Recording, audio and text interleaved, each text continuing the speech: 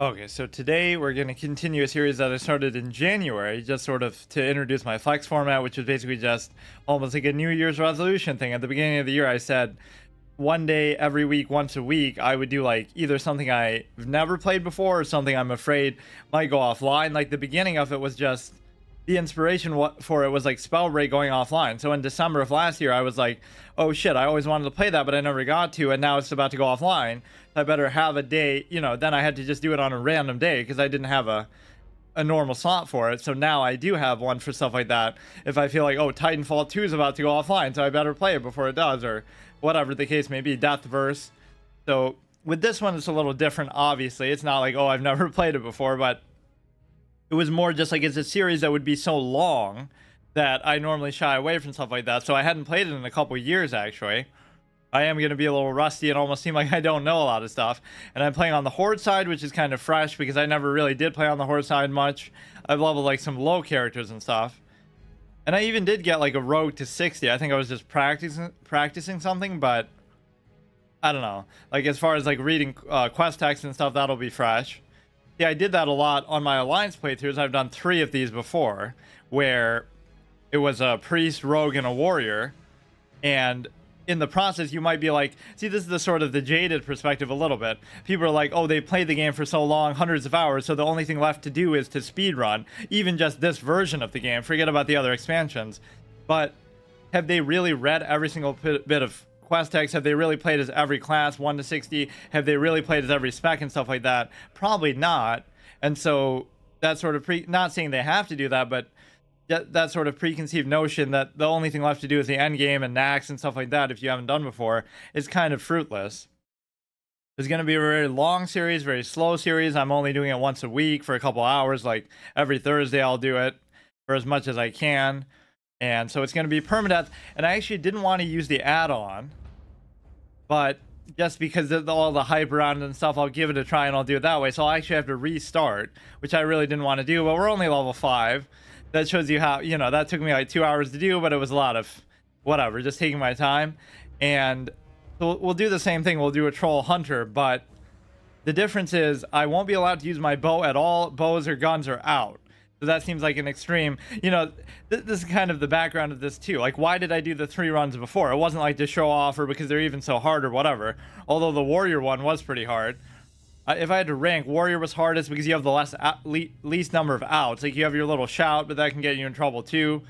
The priest has psychic scream. Like those are kind of scary, pun intended, because you'll get yourself in a position where you aggro more mobs. I almost died in the wetlands, I think, on the priest because of that. I AoE'd something and it pulled all the murlocs to me, and you can't really run away super fast. You don't have a sprint. The cool thing with a hunter is you will have feigned death, although I forget exactly how that works.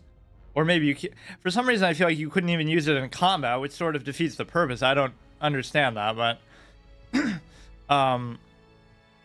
yeah, I've never played a hunter, so this is a good excuse to try to get every class to 60, which I did say originally, like I wanted to, when you're playing WoW Classic for the first time, you're like, wow, this game's so good. I want to one day level every class to 60, which I never did. I only leveled a mage to 60 in original Classic, and even up until Wrath, then I made like a warrior, and I got that to 80 to catch up, and then I played as like a tank in Wrath, and then basically I quit right before Cataclysm. Like you kill the Lich King, and you're kind of satisfied that was enough of the experience, and maybe that's exercising good judgment too. Like, what does this even do?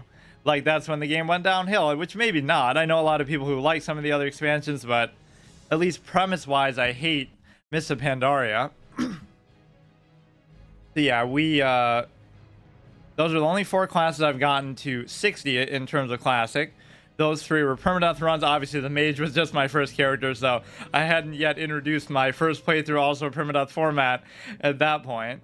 But no, the reason why I did them was not because of anything other than just like I'm a permadeath player anyway. Those are like the 2 things I'm known for, is either permadeath or hard modes. And so this is part of my sort of willingness to do interesting formats, like the Crazy Dave challenge in Plants vs Zombies, where I can only use the shooter that he gives me, and so that makes it even harder, right? Like almost a randomizer within a hard mode.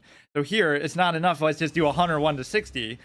Right, I was even making fun. Oh, hunters are a joke. You can just rely on your pet.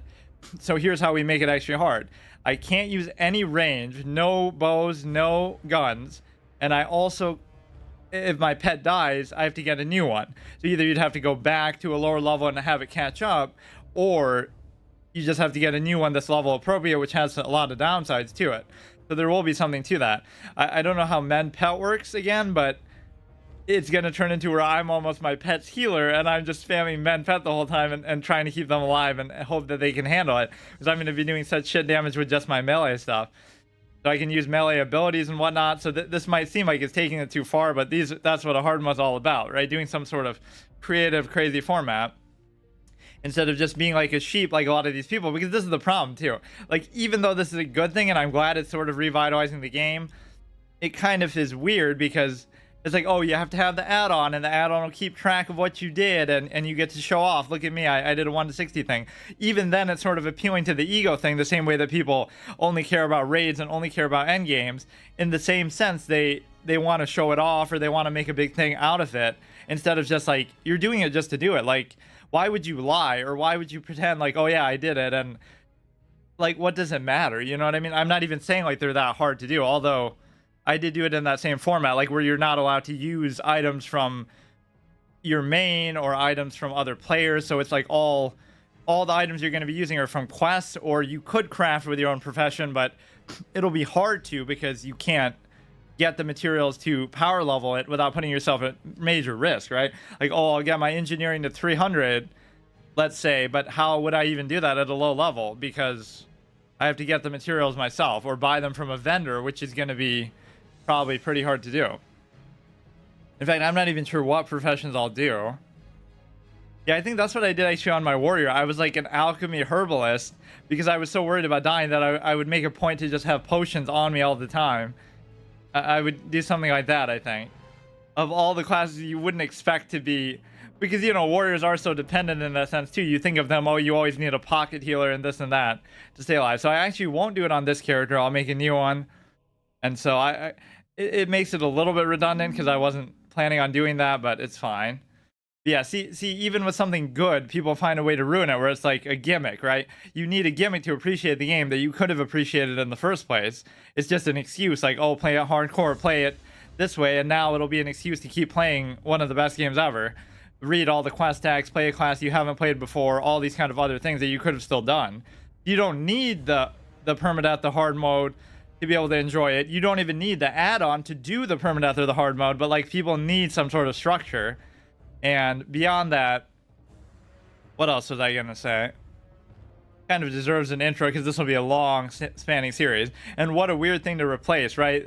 This slot on Thursday was Pokemon Online TCG and then Pokemon TCG Live, but like, just as easily we could replace Friday's Yu-Gi-Oh with like EverQuest 1 to 60 permadeath or whatever. I don't even know what the max level in that is. Like, they're open to pretty much anything, but it is the sort of thing that I just don't have time to do anymore, but I'll still do it because it's just fun. And the only bad thing here is, what if the servers go down? What if WoW Classic, you know, this goes down? Then you can't do it. And like, a lot of the arguments too on that video that I did were like, just saying kind of like the same things I'm saying now, where it's like, a lot of it had to do with private servers, or the unofficial servers, I should say. And that I didn't really account for as much, because, you know, just in the context of having played the game, let's say from 2004 to 2007, and then the re-release, it would have been impossible, right, for people to do every little thing in the game. And take that to an extreme too. Like, who has Atiyesh? But you don't just have Atiyesh on a mage, you have it on a mage and a druid, and you have Thunder Fury on a rogue and a warrior, and you have, you know, like, everything on every class and every spec. Nobody did that. Like, and of course this experience is especially long, because not only is it, are each individual encounter going to feel so epic and long, like you're fighting a boss fight and stuff, but also just like, what else will make it, like, even the 1 to 60 experience does take a while to do, if you're not like just speed running through dungeons, but it'll take even longer here. So it's certainly not a rush. So I'll make a new one. I almost want to use the same name. What sort of was the highlight of that first episode? It was basically like, oh yeah, I realized that there was no ammo. You can't buy any arrows from, or even get them from a quest or anything in the starting Valley of Trials, right? there's 0 ammo. So you have 200 shots to get you from there to Senjin Village, to like to level 5 or 6. And then I was so relieved to see them in the shop. So see, even that, as much as I know the game super well, that was kind of a surprise troll moment. Like, you have to go through all that. They only give you 200 ammo, and you can't get any more. So you had to go to Senjin Village to actually pick up ammo. I don't feel like it was like that in some of the Alliance areas, but maybe that shows you how much I've forgotten. Yeah, I will be using this, but the point is you don't need to use it. You could just self-enforce the same things like I did, obviously, in the other runs. And what else is there? Yeah, it will be a bit of a unique take on it. A bit of a meme with the whole, melee hunter, but we certainly won't be survival. We'll be relying on our pet a lot, which might seem like cheese, but it would have been cheese anyway, right? Because then you could rely on the pet and have your bow too. So you at least make a trade-off. So we'll go full in with the pet, keep it alive, mend pet, whatever. If it dies, we have to get a new one, which is a big commitment. It'll turn it'll be almost like a little RP thing too. It'll turn it into like sort of a permadeath within a permadeath. There'll be a big story, epic, sad moment where we have to bury our pet because it died, one of them, but we still go on to find another day. So it's still a sort of a moral failure. What was the experience I had with a hunter? So like my first character that I ever made in original WoW Classic was a druid, like a Tauren druid. I got it to like level 6 and then I stopped, and I almost wanted to save it. And to this day, I still really haven't played a druid because it just seems so cool, because it's like, you can try like every spec, jack of all trades, master of none, whatever the case may be. And then I stopped playing that, so then I made like an undead warrior. I actually started on the Horde side. Undead warrior, I got it to like level 17, and then I stopped. And then I made an orc hunter, and then I got it to like level 25. It almost seemed like I was committing to play on the Horde side, and I got my little raptor pet. I remember that. And there was an epic moment. See how vividly I remember some of this stuff. Shadowfang Keep I was doing for the first time, and I think it was like my first dungeon ever, because nobody really gave a shit about Wailing Caverns, and it was kind of weird and out of the way. And so I'm doing SFK, and we're about to wipe on Aragorn, and I'm the last person alive, and then I managed to finish him off because he was on low health, me and my pet. So that felt like kind of an epic moment. Your first dungeon ever, maybe your first wipe even ever, that you prevent just by sort of soloing the boss at the very end. That was very cool. And then I decided, okay, I'll go and play a mage on Alliance, and then I get the mage from 1 to 60, and that becomes my main. So I couldn't decide at that point even what I really wanted to play as. So I love that. Even when people do what I always encourage is like just soak in all the aspects of the game, they still need a gimmick to do it. I wish you could like clone the appearance of this character too. You have no restore deleted characters. I mean, assuming that's what I would have wanted it to be, like there's no point in keeping this character, I guess. As sad as that might be. I don't know how that would work with the add-on too if you started in the middle of it. I guess I don't care too much how I look, but actually I kind of like how that looks. So let's go Hunter. And we'll just redo all the stuff. I'll still read the quest text again in the starting area.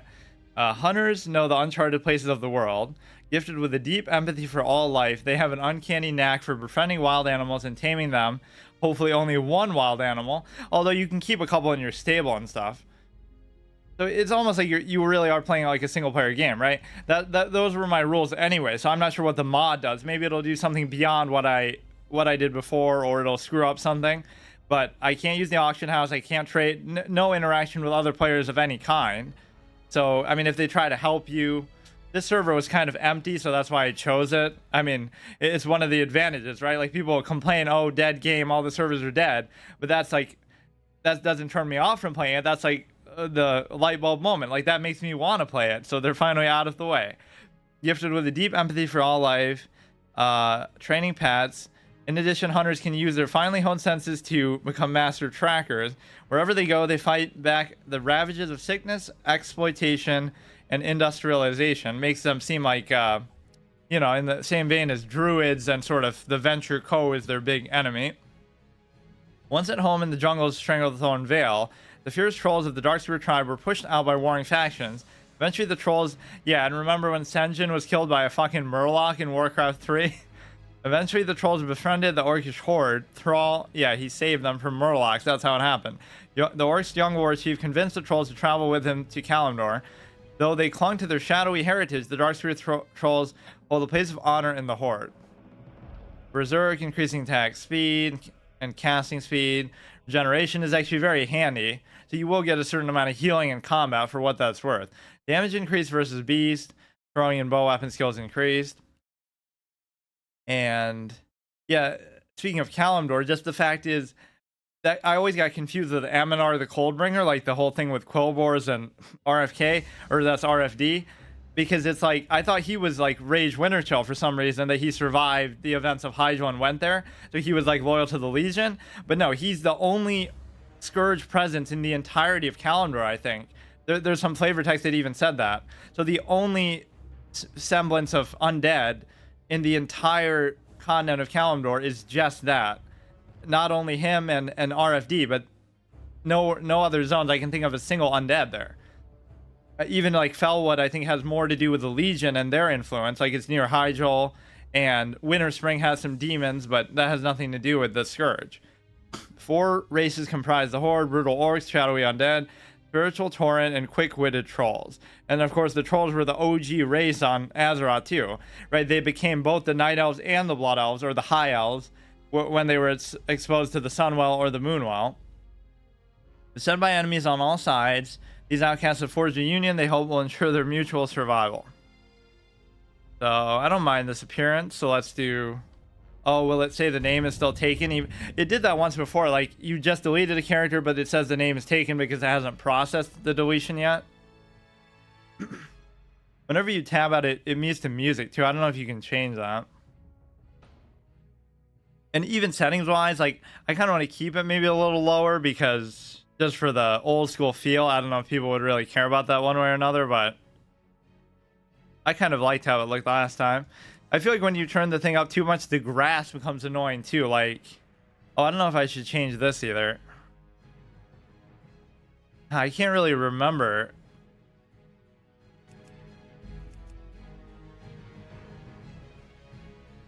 Oh yeah, sound and background. That's what I wanted to test.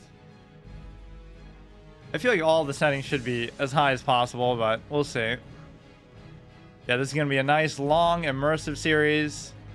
And I don't feel like it should really matter, but maybe I'll try this. Yeah, this is there, so we'll figure out kind of what that is all about.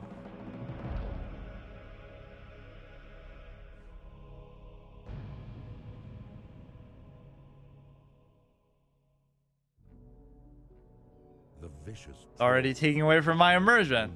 Jungle isles of the South Seas are renowned for their cruelty and dark mysticism. Barbarous and superstitious, they carry a seething hatred for all other races. Long since exiled from its ancestral homeland in Stranglethorn Vale, the Darkspear tribe was nearly destroyed by rampaging Murlocs. Murlocs. Rescued by the young war chief Thrall and his orcish warriors, the Darkspear tribe swore allegiance to the Horde. Led by the cunning shadow hunter Vol'jin, the Darkspears now make their home in Durotar, along with their orcish allies. As one of the only surviving Darkspears, it falls to you to reclaim the glory of your tribe. That actually sounds fitting. One of the only surviving ones, because there's nobody on the server. If playing in a duo or trio, that goes against the whole point of... Oh man, there's somebody there. To select... The main thing isn't even that they could kill you, but that they could... There's no death log, dude. We're not gonna die. What do you mean, dude? Get out of here. What is this shit? Why they gotta... Yeah, thank you.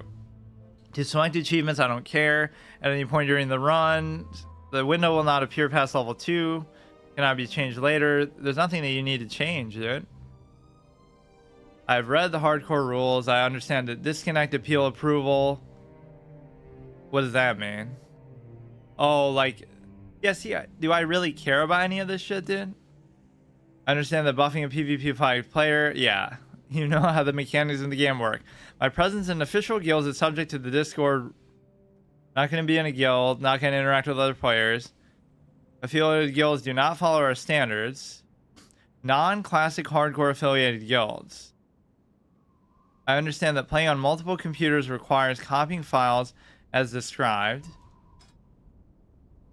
Duos and trios. How about the rule is you can't do them in the first place? So, I mean, again, even if we didn't have that, just don't use the auction house. Just don't use the, like, mailbox or whatever. So, for example, here we have to be able to realize one thing, that we're not allowed to use this at all. So there you go. I might use it as a stat stick later, but we'll just make sure we don't have any ammo to make the point, right? That you can clearly see. And that's not something I never understood before either. Like, let's say in my other 3 runs before, people could say, oh, I cheated off stream, but you could literally see between each episodes where my experience was at. And so what could I have done off stream? Like farm money. You could see my money at the beginning of every stream. And even beyond that, let's say that I did do that. I did something off stream. What could it be that could put me at risk where I could have potentially died off stream that I wouldn't want to do on stream? Like, I go out and do a quest, but I wouldn't do that quest intending to die anyway, so how would I know the difference? I guess if it was like a super hard elite thing, I could practice before I and die, and you know, before I do it for real. We don't need to see necessarily the nameplates, although for NPCs I kind of want to see it. Didn't I do all this the last time? Auto clear, AFK, auto loot. I'm okay with doing shift for that. Target damage, show healing, floating combat task. I don't want too much shit on the screen, but... And I even sort of debunked some of the myths about backpedaling, where it's not only not a bad thing, at least in the single-player PvE context, but it could actually be good, because you don't want to run through stuff and then it'll hit you in the back and daze you. Like, the robotic way in which the AI moves is different than real players, and even mechanics on bosses. Most enemies don't have mechanics like that are going to be doing like AoEs and stuff, so there's really no need to... Okay, all I want to see... It's really not as bad as people say. Sometimes it can even be good. NPC names, pretty much that's all I should need to worry about. You don't want it to auto-follow, and it doesn't actually. Auto-follow speed, camera following style, never. Yeah, I hate kind of doing the same thing again like that, but that's okay. Yeah, we're going to take our time. We can't even see our health values and stuff. That's pretty innate to the classic experience. Yeah, for 1 to 10 is going to be really hard because we don't have the pet. So we have to melee everything down, which could get really dicey. And it's going to handicap most of our abilities, right, that we can even do. It might be a little ambitious, but that'll make it fun. Finally, you are of age, Rygor, the age to battle in the name of the Horde, to conquer for the glory of the War Chief. You will do nicely, no doubt. You wish to find a great dragon or demon strangle. In fact, quite the opposite, because I wouldn't want to put myself at risk. Strangle with your bare hands, you have the right idea there. But perhaps be wise to start on something less dangerous. He laughs. Report to Gornek. He should be able to assign a task better suited to a young hunter. You'll find him in the den to the west. Speak with him. You will... Yeah, this almost makes it seem like I failed on the other character. That's why I had to do it, but... Kaltunk marking your map with his location and mentioning that Gornek resided in the den, a building to the west. And yeah, like, even for the sake of doing quests, like, I wouldn't look anything up. I'd have to figure it out based on the quest text and stuff, which, even from what extent I would have done, I am not going to remember it.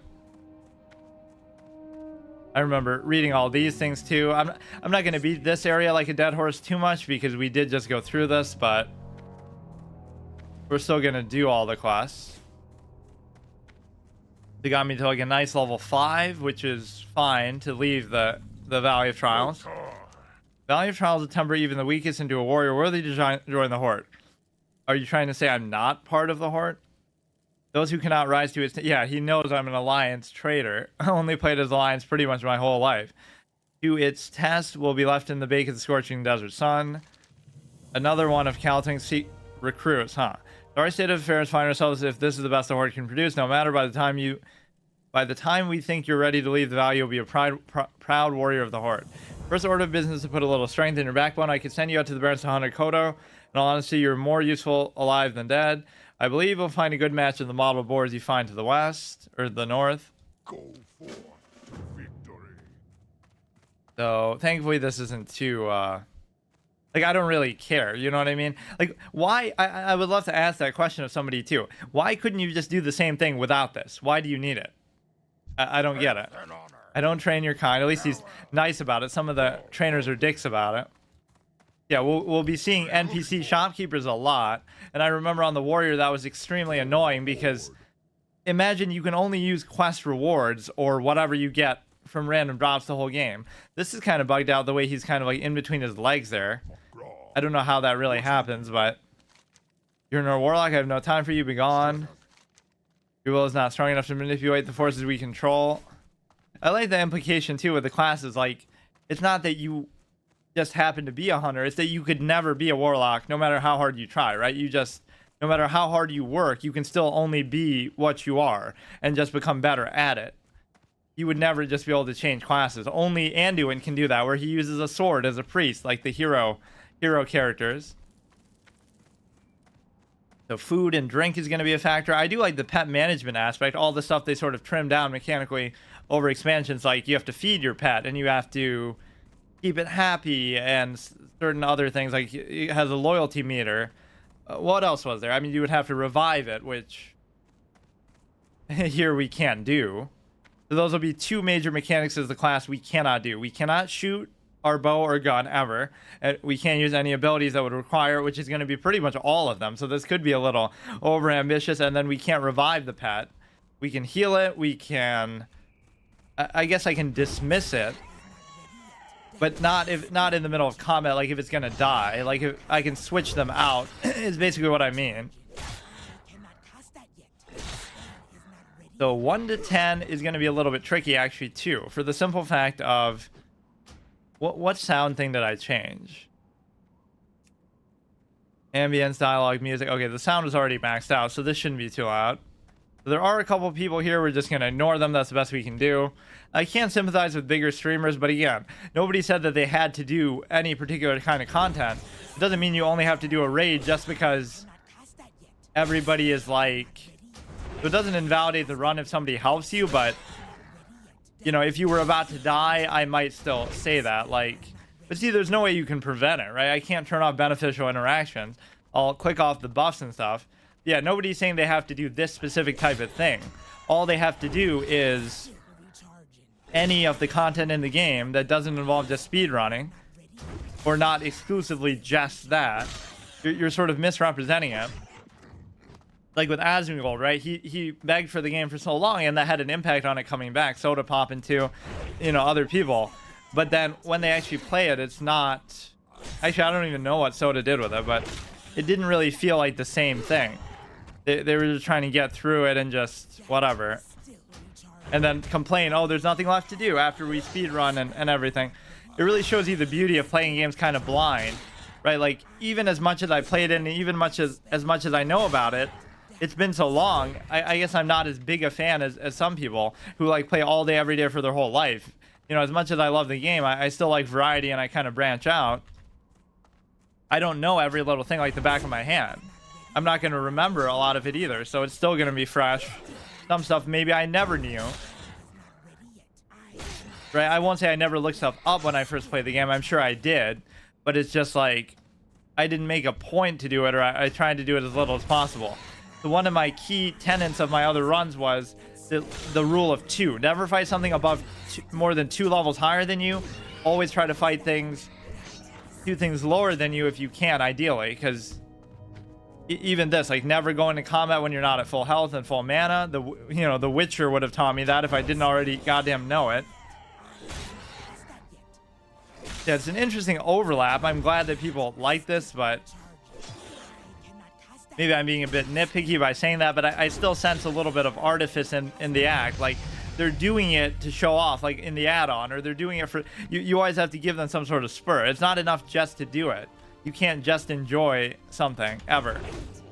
It always has to be an ego thing, or a gimmick, or anything else. And I like doing this with all kinds of other MMOs and stuff, too. If I... You know, oh, I'm playing EverQuest for the first time, so let's do a 1 to max level permadeath character. That's combining the 2 formats, not just a permadeath hardcore kind of run, but also a first playthrough. In the context of This, though, arguably it's a bad idea to do the melee thing, but like I said, I want it to be a very... So I could do a hunter again, and that time we'll be allowed to use the bow, but that seems like it'd be too easy. So this is where I, come up with these creative formats. It might be a bit too much. Or I was thinking that with a mage. Since I've already done a mage, I felt sort of unmotivated, not in a permadeath thing, but I felt less motivated to do a mage, than I would have otherwise, even though I love the class and it's my favorite one. It's the fact of I could do like an arcane only mage, because I remember even having arguments and trying to use arcane so much and fire and stuff, but you were forced to use only frost because the first couple raids were all like Onyxia and Blackrock Mountain and Molten Core, so everything was immune or resistant to it. And so in the context of that, I could totally do something along the lines of you're only allowed to use arcane wands, arcane explosion, arcane missiles, or something like that. And you might think that might be restrictive, but then you have to come up with all kinds of creative ways to really make that work. And it becomes like very mana consumptive and stuff. So you're kind of inventing your own class within the class. That might be a little bit going too far, but I don't have anything in the boot slot. This is pretty good though. Oh, I didn't even read it. Shit, we missed that invalidates the run. Missed quest text. Etch tablet. But I mean, we did just read this a couple months ago. While you were gone, a tablet came for you. Read it when you have time. If I'm not mistaken, it came from the hunter trainer Jen Shan. She would have words with you when you're ready. For the Horde. Every class gets, one of those little things. King of the Scorpid, powerful warrior and awkward novice alike have fallen to the venomous sting of the Scorpid. You will find large numbers of the Scorpids northwest of here. Bring me 10 of their tails as proof of your prowess in battle. The antidote for their sting is actually made from the extracted venom of their stingers. We keep large quantities of antidote for Scorpid venom on hand to heal young bloods like you, but I'm sure you won't be needing of that, will you? And he says that very literally because he doesn't give you any for completing the quest. Like, normally that's the point, right? They'll, like, the guy says, oh, get 10 apples from the cactuses and I'll give you some cactus apple surprise that I make with it. Here he's just like, screw you, I'll just give you random gear and then you don't have to worry about getting poisoned. It'd be good that one of Jen Chan's sisters... Oh, I remember, like, I would use those notes too in some sort of RP sense, like how you can write letters and stuff. I love that in games where they let you write random stuff, like, freely. You can just kind of write notes to yourself and whatnot. It'd be good. Yeah, that's the only way you can get advice is to come up with it yourself, and then just so you don't forget. Valley, one of Jen Chan's sisters becoming, so they acknowledge your gender, I guess, right? They would say brothers or whatever if you weren't a female character. Be coming to the valley to test their skill. Looking forward to that. Me not be having to tell you how strong and cunning a hunter you be. You already know that. It's Jen Chan's task to tell you how to get stronger and more cunning. You find Jen Chan in the Valley of Trials. She teach you good. She teach you how to tame the greatest beast among many other things. Now, she doesn't actually teach you to tame beasts because you don't get to do it here. So you're actually lying about that one. I trust the Valley of Trials will teach you much, young hunter. They can just tell by sight. Like, what if I was wearing cloth gear just by chance? I was sent to the valley to guide you, but I discovered a growing taint here. A group that calls itself the Burning Blade has a coven in the Valley of Trials. They are skulking in a cave to the northeast where their vile familiars have spilled from its mouth to cause havoc. As your first task against the Burning Blade, I bid you defeat these familiars, slay as many as you can, slay many, and if you survive, return to me.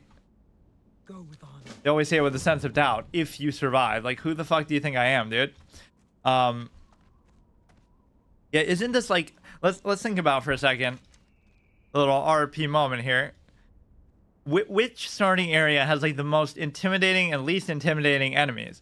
Like, you're fighting undead here, which is pretty significant. That's something. Here you're just fighting like boars and wildlife and like the leopard gnomes maybe, and like trolls, frost trolls. So Dun Moreau isn't too impressive. I feel like mostly the Horde areas, like, we're already fighting demons at level 3, even if they're like baby little shitty imps and stuff, and the fell hunters, it's still formidable in lore wise. Here you're fighting like little defias and boars and wolves and gnolls and stuff. It doesn't feel that badass, really. What else? Here you're fighting kind of like a lot of stuff just in nature. There are some demons there too. Sort of the leftover remnants of Hydril sort of spread out. right? Kalimdor's got a lot going on, but it doesn't really have much of a scourge problem, right? They got 99 enemy types, but the undead isn't one. Like, you got the Silithid and the Old Gods influence. You have the wildlife going crazy, I guess, just in general, just so you have more enemy types. You have some leftover demons. You have some Naga. What else do you have? A lot of it is just like random animals and stuff, right? Like you're literally, you know, PETA warning, slaughtering random animals just for the fuck of it in most of these zones, right? Oftentimes without any qualifier. Like, I get that you got to come up with enemy types. You get some dinosaurs. I mean, Kalimdor is pretty awesome. Although it was considered like more unfinished, right? Just the Horde in general was considered like an unfinished side. They kind of rushed it out at the end. And I guess that's evidenced by one simple fact. Part of the reason why the Barrens was such a meme-worthy place, like, where, why is the Barrens chat so crazy? It's because it's such a big zone, but it constitutes 3 leveling zones for all 3 races, right? Every other race has, okay, like, you go from Elwyn Forest to Westfall, you go from Dunmorrow to Loch Madan, you go from Teldrassil to Darkshore. So every race in the Alliance has its own level 10 to 20 zone after the starting zone, except for the Gnome and the Dwarf. They share the same one. But with the Horde, it's even more insular. The Undead have their own zone. But then the Orc, Tauren, and Troll all share the same one, right? You level in Durotar, but then you have to go to the Barrens. You level in Mulgore, you have to go to the Barrens. You level in Sen'jin Village. So it makes sense that the Orc and the Troll would share the same one because they share the same zone. They're like sort of the welfare class, or whatever you want to call it, the outcast class. But the fact that Tauren share it too, and it's really forced too. It's not like, oh, you could just go somewhere else. It's even a Troll too, because you go through here, and like you're fighting level 20 Kodos and stuff. So Tauren would almost be the worst class to play in this, or the worst race to play in this sort of context, because you might die just on the run from here to there. At least with the wetlands run that Alliance people are so right to complain about, you don't have to do that. You can just stay on this side of the map. In fact, it's inconvenient too if you're like a druid, because then you won't be able to get a trainer right on the other side. You'd have to come back constantly and do the run over and over again. But here, this isn't like a wetlands run. This is literally the Barrens run. You have no choice in the matter. So let's go ahead and do this. Hey there. Unfortunately, most of your abilities I won't be able to ever use, so I could be overestimating. Like, you're literally going to have a few melee abilities, Mongoose, Bite, and this for the whole game. I really, I'm going to rely on my pets a lot. Etch Tab. This isn't a WoW Classic run. This is a Pokemon run. Too bad you can only use one at a time, although I guess that's usually the case in Pokemon too. Genshan. See, there is like sort of an RP element to it that I like. It's going to come down so much to what we can do and nurture our pet with. Might see a mighty... And you can't really over-level a pet because, you know, you can't tame something higher than you and it's going to level with you, and usually a little bit slower than you, I feel like. Right, like even if it never dies, I feel like it always falls a little bit behind. We see a mighty hunter and the spirits approve. The same spirits that said Vol'jin should appoint Sylvanas to be the war chief. The path of the hunter is one of the oldest walks of life. The Horde turned to us when they'd be just struggling to survive on Azeroth, and they asked us to teach them, to show them the secrets of many things. But orcs can become hunters too. They were strong already, strong in shaman ways, strong in warrior ways, but the hunter path was not theirs then. So they taught them how to become hunters, period. Which doesn't really seem to make a whole lot of sense. Like, you're trying to tell me when they were on Draenor and stuff that they didn't know how to hunt stuff. Now we teach them those things and they teach us others. Yeah, what race could they have taught to the trolls? I guess warriors? Maybe they couldn't become warriors before. Teach us others. What was the one race that we saw in like alpha or beta or whatever that we never came to light? I think it was like dwarf mage. Everybody would always say like, oh yeah, I played a dwarf mage, just to meme on it or whatever, just to show off that they did play in the beta. We're the allies for a long time now, so it couldn't have been that long, really. Like, the events of a lot of these expansions and Warcraft 3 and stuff take place pretty close to each other. I forget exactly how long has passed. Or she even says it in the intro cinematic. Do you remember to help them, and Genshan remember to help you? I'll teach you the ways of the hunter, teach you good. You never forget. Hunters be respected greatly by the tribe. you be having a large role to play in the future. You never forget that. No, I think my pet will have the large role to play. I'll be there just as a spectator. When you feel the need, come to Jen Chan. She teach you as much as you can when she feel you ready. Be careful, man. It is sort of a fun thing knowing that your pet will legitimately be stronger than you, because not only will your abilities be so hamstrung, but also your talents and stuff will be going into them, and your items and weapons will be kind of subpar because you're only getting what you get from quests and random drops. You won't be able to like completely twink yourself out or anything even close to that. Let me keep the food and stuff, and I'll sell all this. I'll buy the track beast. In a way, I could just save my money and not learn the spells, right? But whatever. I mean, I'll still do it if I have it. But if I'd rather save it for some NPC gear in the shops, that is very a fun thing to have to do. Like, then you sort of discover, like, what are the best NPC items that you can get. Most of the best things you're going to get are from quests. That's what I remember. Like, and it's not that you're not allowed to do dungeons, like I said, but would you really want to do, like, okay, I'll go in Dead Mines at level 40 and farm out some stuff, but is it really worth it? But, like, what's it going to do for me? It could potentially still get you killed if you aggro too many things. The track beast isn't really that meaningful, but in fact, it kind of just annoys me on the map. It's too much clutter. Like, yeah, there's beasts everywhere. We get the point. You just have to be very attentive and not aggro a bunch at once later on. Scorpid workers, but they're kind of behind and above where the Sarkoth or whatever is. Young grows cactus apple surprise. I'm sure it gets hot out there in the Valley of Trials. Yeah, and see, even stuff like this will be like a food buff moment. We're about to fight a tough enemy, so we better save our food buff quest item that we got as if we were doing a raid. It makes all kinds of stuff like that relevant. Or like the wax, the candle wax that you get in Elwyn Forest. I'll use that to save my life in like a clutch moment. Like, it's that episode in a TV show, right? Like, he gets that a couple episodes ago and he would have died. It's game theory. Christopher Nolan wrote it, that he would have needed that candle wax. Otherwise, the whole run is over. It gets hot out here. It wipes his brow. If only I had cactus apples, I could make my own famous cactus apple surprise. Nothing cools you off faster than a piece of the delicious treat. I'll tell you what. If you bring me 10 cactus apples, I'll make a few portions of cactus apple surprise, take you on your adventures. Now, what's funny about this is you get 10 apples and he gives you 10 back. So unless he can make more with those 10, he's just giving you, he's paying you for nothing, just for the privilege of making you food. If you're interested, you can find the apples growing near the cactus plants. Presumably, he can make more than that with them. Bring him 10 apples. You should remember him saying that they could be found near cactuses. Yes, that is why they're called cactus apples. I don't think there's any other quest. Yeah, we have to wake up the peons later. Or no, here he is. Oh, but we're still only level 2. Yeah, we're taking the whole melee hunter meme and idea to an extreme. See, I could just do this shit for like 1,000 hours before I even get to max level, because it's not about the destination. And there's so many things that are going to be completely fresh to me. It is a game that I think people underestimate. Yeah, totally. I'm a backpedaling moron too. But see, that's the whole thing too. Whatever I do, as long as it results in me not dying and getting to level 60, it's a success. So it doesn't really matter, right? But if that ends up hurting me later and it gets me killed, then I can understand. I should probably have my food and stuff on the bar too, but I mean, for now, I don't think you'll really need it. In fact, we'll be feeding more food to our pet than probably ourselves.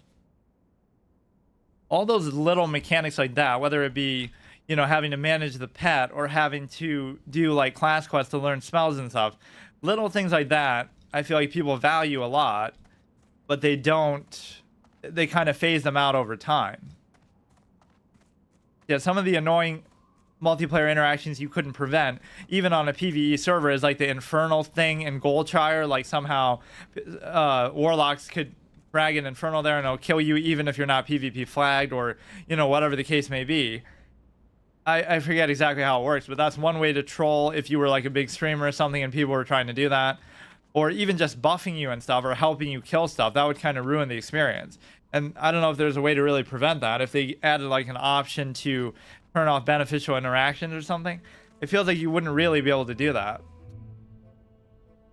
That would make it difficult to do this kind of thing. one of the moments that makes me grateful to be a small streamer, or at least I wouldn't build up such a toxic community. But I know that's easy to say. Like, anytime somebody's big, they're gonna do that anyway. But like the Obra Dinn made me say that too, because people would have spoiled something. That's the world's first clear true blind playthrough of the Obra Dinn. So these are not even aggressive. When did they start to become aggressive? I forget. Of course, the music is very nice in these zones. The Barrens has a pretty iconic one. So we don't even have to kill anything. It's not like I'm only going to do quests, but for this portion, I mean, there's no point just killing random enemies. I'll have to practice with Feigned Death a little bit when I get it, because I don't know exactly how it works. And for some reason, I feel like you can't use it in combat, but that wouldn't make a whole lot of sense now, would it? That's the whole point, is to get out of, or maybe it takes you out of combat when you use it.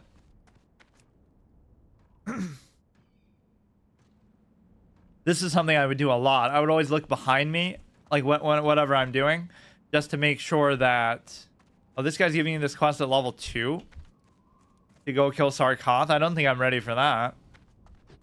There's no shame in fighting stuff lower level than you. In fact, that's one of the best things you should do. Hunter, I thought I would die out here with no one to know of it, so at least you know of it now. Now I can die in peace. While I was hunting the scorpions of the valley, I came across a particularly vicious looking one. Hurling myself at it, I managed to inflict a massive blow to its claw before it closed around my leg.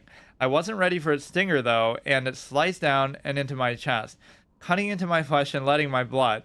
Please, you must kill the scorpion for me. My honor must be upheld. I fought it. Yeah, having someone else do your work for you is not very honorable, says the guy who's going to be relying on this pet most of the playthrough. I fought it up on the plateau to the south. Kill Sarkoth and give his claw back to Hanazua. He'll die with the claw in his hands. So we don't actually have the other quest. Yeah, see, that's orange, so you shouldn't even try to do it. And like killing elites and stuff, like... There might be certain class quests and whatnot that are very hard to do. And so if you were relying on that, like, oh, you have to kill elites to unlock this one key class ability, so you just won't be able to do it for a super long time. But you can obviously work around that. There's pros and cons of it, like... Well, but then it would always just be objectively easier if you were playing, like, more normally. Doing dungeons and, you know, grouping up and stuff. You can't do that yet until we level up. That's all I did was get to level 5, so it's not like we lost much experience. I'm surprised there's so many players though. I made a character on a different server when I was doing that in January, and then I was like, oh, there's too many people here, so let's go to an even more depth server. Have you finished collecting cactus apples? Wonderful. As promised, here is your cactus apple surprise with a little something extra. 50 copper. Which the currency system here is going to be very valuable too, because the only money you're going to get is from vendors and quests. And the only place you're going to spend it is also in vendors. So I forget how much of an impact that really had. But it makes consumable items and stuff very important too. Like, for example, the whole idea of... what do you call it? Wait, there's no quest that even... Oh, we have to kill those. Teach you a thing or two. If you slay someone, survive. What was I saying? Oh, like, you might think, oh, potion cheese, like in Skyrim. This is a good thing that MMOs do, that more single-player games should do. You can be in the middle of combat about to die, but you could be spamming a hotkey that has a potion equipped to it, and just be... Or, like, eating potatoes, like 50 potatoes a second, and there's no limit. There's no cooldown. Here, there's a 2-minute cooldown, let's say, on a potion, so it's an important component, but it's not going to make you invincible. So it's completely fair to use it. Whereas if you could spam them like that, it would break the game and make PvP and stuff imbalanced, first of all. But also, I guess not, because they could do it too. But I would make a rule where I can't use them. But it makes it completely fair, the fact that there's some limitation on it at least. So that's a good design thing. For some reason, I thought some of the Scorpions were aggressive too. Maybe just the ones by Sarkoth.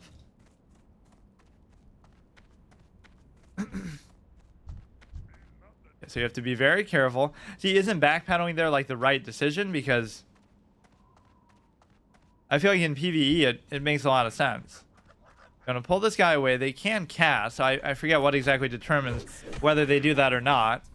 The big thing you want to do is get your pet, because until you do that, you're kind of screwed. You're really just kind of waiting for...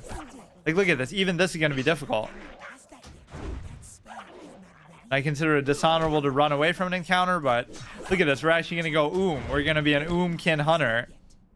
Holy shit, look at this, dude. Now, to be fair, you would have to do this anyway, but you'd be doing a little bit of damage with your bow on the way to get to you. Yeah, who knows? The hardest part of this experience will be level 1 to 10. Then it'll be super easy at level 10, and then it'll start to get hard towards the late game. Something like that. Not saying you won't do a good amount in just like auto attack damage, but yeah, see, even the levels of some of these things are a little bit nerve-wracking. You should probably just get to level 3 before anything else. Yeah, see, I'm breaking my rule of 2. I guess not really. It's only 2 above me, but at this stage it becomes a bit of a problem. And you can't even use two-handed weapons at this stage, so it makes it really lopsided. Right, level 1, why is it screen captured? The level 1 to 10 experience as a hunter is kind of troll.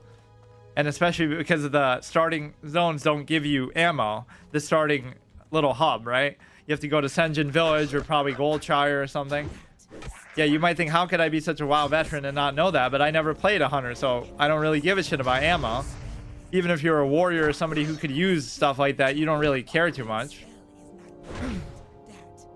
And I like how hunter or warriors could use like literally anything, or they could use staffs and stuff too if you really wanted, just to show that they have such a... Oh, I should turn off the error speech, just to show that they're like a weapon master.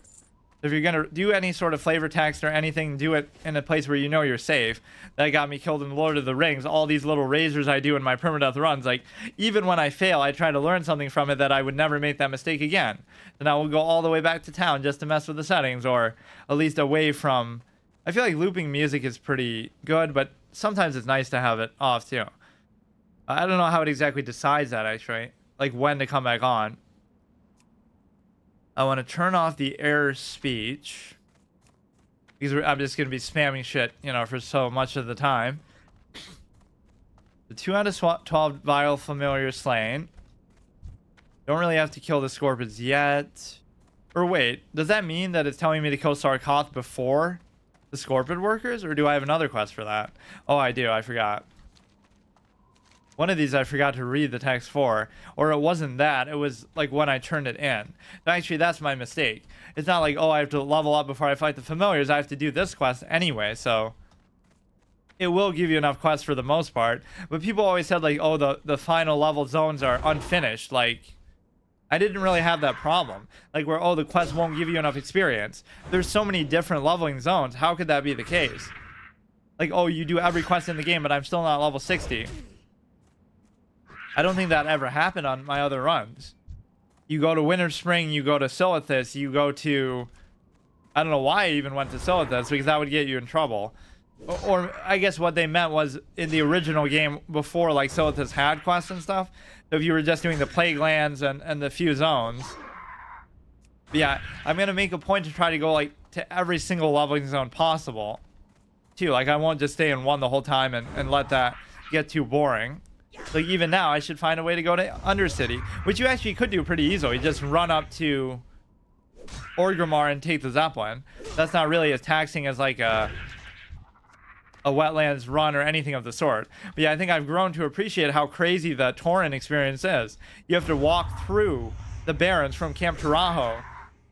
There's no real shortcut around that, and there's like level 20 aggressive Kodos and stuff around there, so you can really get screwed over. That seems very unfair, for at least the context of these type of runs where, you know, if you die once, you're screwed. You could potentially outrun them. You'll be like level 10 at least, so I guess it's fine, but...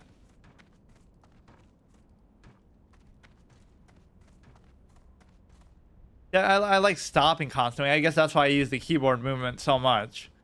Because like, oh, you're in PvP and you're hardcore and you're just always moving around. Arenas were pretty fun, actually. I wish there was always a 1v1 arena format, even if it didn't count for too much. I know people would say, oh, balance issues, as if the other... I love the illusion of balance in multiplayer games. Like, everything is always in balance to some extent. You'll never get perfect balance, but you know, because if it was perfectly balanced, then why does everybody use the same exact matchup in combination, right? Like the dominant 3v3 arena will be whatever at the time, and everybody will be using it. But no, we can't have a 1v1 because that wouldn't be balanced. Like, what does that tell you? There's obviously a broken matchup. That's why everybody is spamming it. But no, it would be fun just even as a fun thing, like with duels, but just in a sort of a ranked way. It might seem like I make a point to, oh, you're why play multiplayer games then? But that's the one thing MMOs give you that even the best open world games and single player games can't give you, is some of these worlds are just way too fucking big. Like, oh yeah, Oblivion is a great game. Came out in 2006, but this came out in 2004. But compare the map size. Oblivion is like half of Kalimdor, let's say, or not even. So like you would never get the same breadth of a world, at least not in that time period. So that's what's so amazing about it. Even if you say, okay, they're just cloning the textures and, you know, some of his empty space and whatnot, it is still deep enough to where it's an amazing experience just to explore the world. There's still like a lot of little flavor things I'm sure I don't know. Or I'll come up with some crazy idea of using like some kind of engineering item to, I might actually use that. I might become like a mining engineer just to try to sort of use like little gimmick tidbit items to get me out of spots, because that's what engineering is all about, like these little trinkets and stuff. If Batman was a WoW character, he would be an engineer because he's got to have his little tool belt to get himself out of tough spots. No other profession really seems like it would be that meaningful unless you want to be like a skinning leather worker, but I feel like at the low levels it won't be that impactful. I really can't remember what professions I used on the other two. I know I was an alchemy herbalist on the warrior, which was kind of funny because, you know, you're doing it just to spam potions because you're so worried about dying. You don't really have another way to heal. And you might think, oh, you can just buy potions, but I don't know. I feel like it made me feel more secure with that. I'd be out in the wild and I would know that I would always have some potions ready, or I could just always find some plants to make it with. And I don't know how good the potions you get from the shops are, or would at least save me the money of having to constantly buy them. You're not going to really have a ton of meaningful stuff to spend your money on, but you're also not going to have a lot of money, period. So we have to be careful with like our vendor shop considerations. If we buy like a white axe from a vendor, like, is that really going to be worth it, or are we going to get something better from a quest? And of course I'm not looking stuff up and I don't know it super well, especially from the Horde side, so we'll just have to figure it out. That's part of what makes the whole single player approach to this kind of thing fun too, is like knowing is half the battle. So if you make a mistake, that's part of the fun, right? It's just a natural organic mistake and you can still work around it. So why are people afraid, you know, to make mistakes? Or like you come up with a build in something, like for the first time you're playing, let's say Diablo, you make a build and it's not the optimal build, but it's kind of just fun and interesting. So who cares if it's the best or not? It's just like some preferential thing. Oh, you like to use this ability because you enjoy it, or you know, you want to make a lifesteal only build. So I could even become an enchanter and enchant my own stuff, but how easy is it going to really be to level it up? It would probably be very hard. Even I'm taking for granted that engineering won't be that hard, but it probably will be. You'd have to find whatever materials somewhere out in the world yourself, which some of them I'm not going to even know how to get, and some of them are going to require you to be a lot higher level to get. That's always the impression you got, is like, oh, just use mining and skinning while leveling up. And then only when you get to max level do you get to, you know, power level and change to engineering. So you just do mining and engineering just to farm money at the low levels, because it's so easy to do. You don't have to go out of your way. You know, you're gonna see mines all over. You're gonna kill beasts all the time, and it kind of fits with a hunter to be a skinning leather worker. But whatever I feel like I'll do, I'm not even sure right now.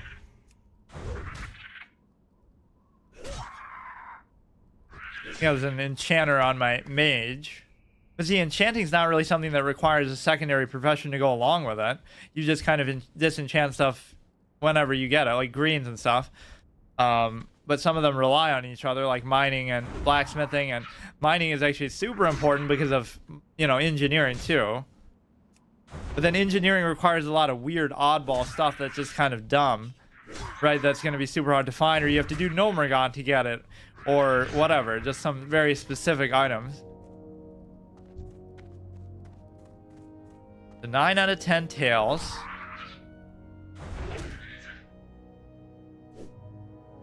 Like, imagine if they made a single-player game in the Warcraft universe that isn't like Warcraft 4, although that would be much appreciated too. What's more anticipated, Warcraft 4 or Half-Life 3? But I guess they basically gave you Half-Life 3 with Half-Life Alyx. But no, for example, make a single-player game that's like, take one zone in WoW and turn it into a full-fledged game, or take Kalimdor and just make the whole game just about Kalimdor, and we should be able to do the peon quest now. I like how he says that even though he's asleep, like your little peon voice clip. They even use that in Hearthstone. Job done when you've done every interaction you can, as if there's not something to still think about and plan ahead for. It may as well just auto end your turn. How fun and interactive, like Marvel Snap. Yeah, we're never gonna use anything like this. And what else? Other than that, I can do whatever I want with my gear as long as I get it within the rule set. I don't know how it even said for this. Oh, it doesn't let you use the mailbox, but how would it stop you from doing that? Like it'll open it and just put like a little visual thing to block your view of it. I don't know how you would even do an interaction like that with an add-on. Normally they just add stuff. They don't take stuff away.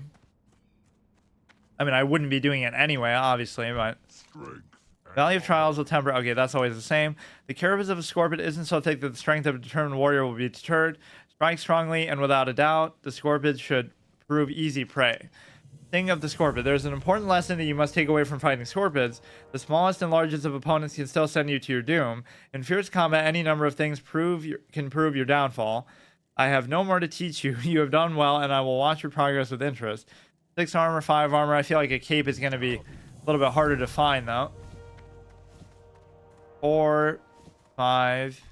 And what some people might say about these type of experiences, too, is like, oh, it's so easy or whatever. Like, how hard is it just to kill, random regular enemies, not even elites and stuff, just while leveling? But what's important to consider about it is all it takes is like one little fuck up to do. That's why I love permadeath runs in general in any game. Is just like it makes you inherently more immersed in what you're doing. Every little thing matters because it could be the last thing that saves you, or it could be, read all the flavor text or whatever, get immersed in the lore, not because like in The Witcher or something, they do a good job mixing the two together.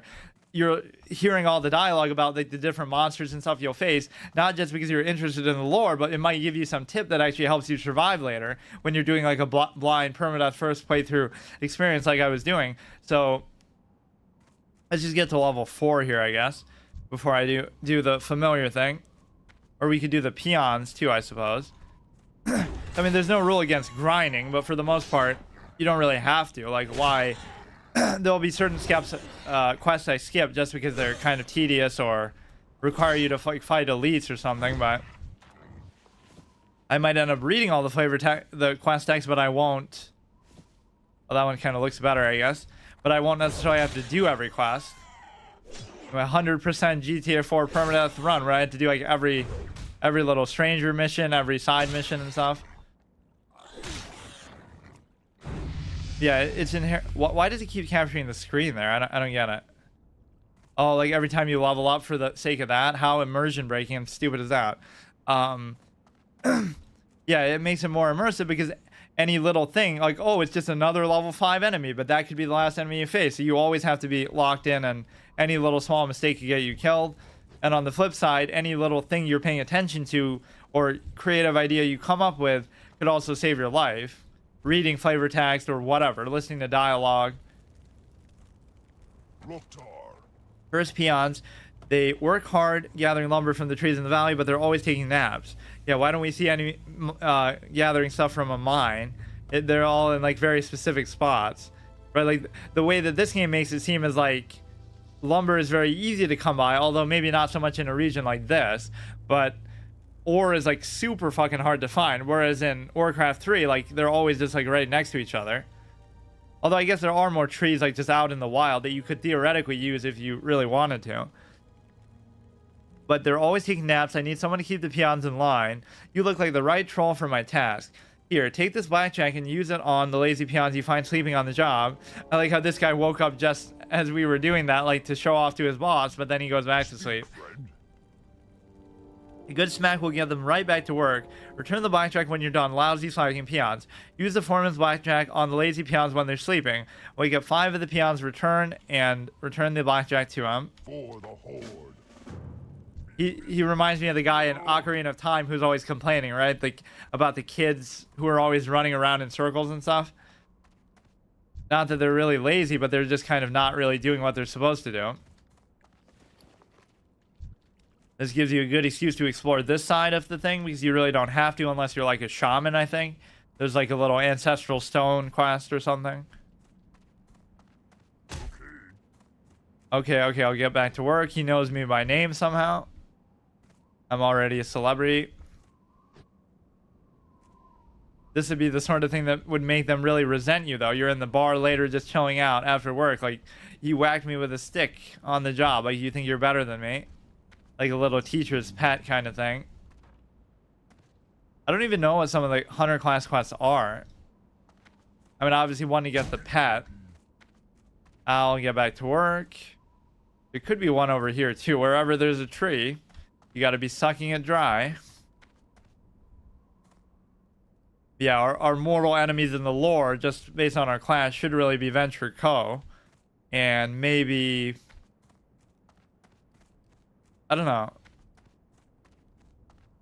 Kind of similar to whatever druids are against, like demons and stuff defiling the land. I mean, as if you would need a reason to be enemies with a demon. Like, the Burning Legion tried to destroy the whole fucking planet and the World Tree and stuff. You don't really need to have a personal grudge against them to do that, to fight them. What else do we have here? Just go wake the peons up. We can do the Vile Familiars, then we're almost done. We can do Sarkoth.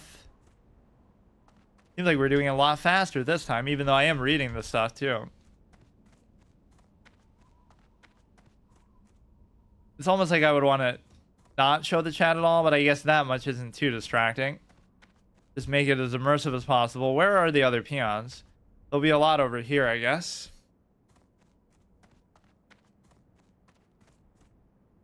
Yeah, that is always the greatest thing. Maybe I underestimate how much people have actually played over the years. Like, speaking of that banned word that we can't say, servers, that they played on there so much, so maybe I underestimate it.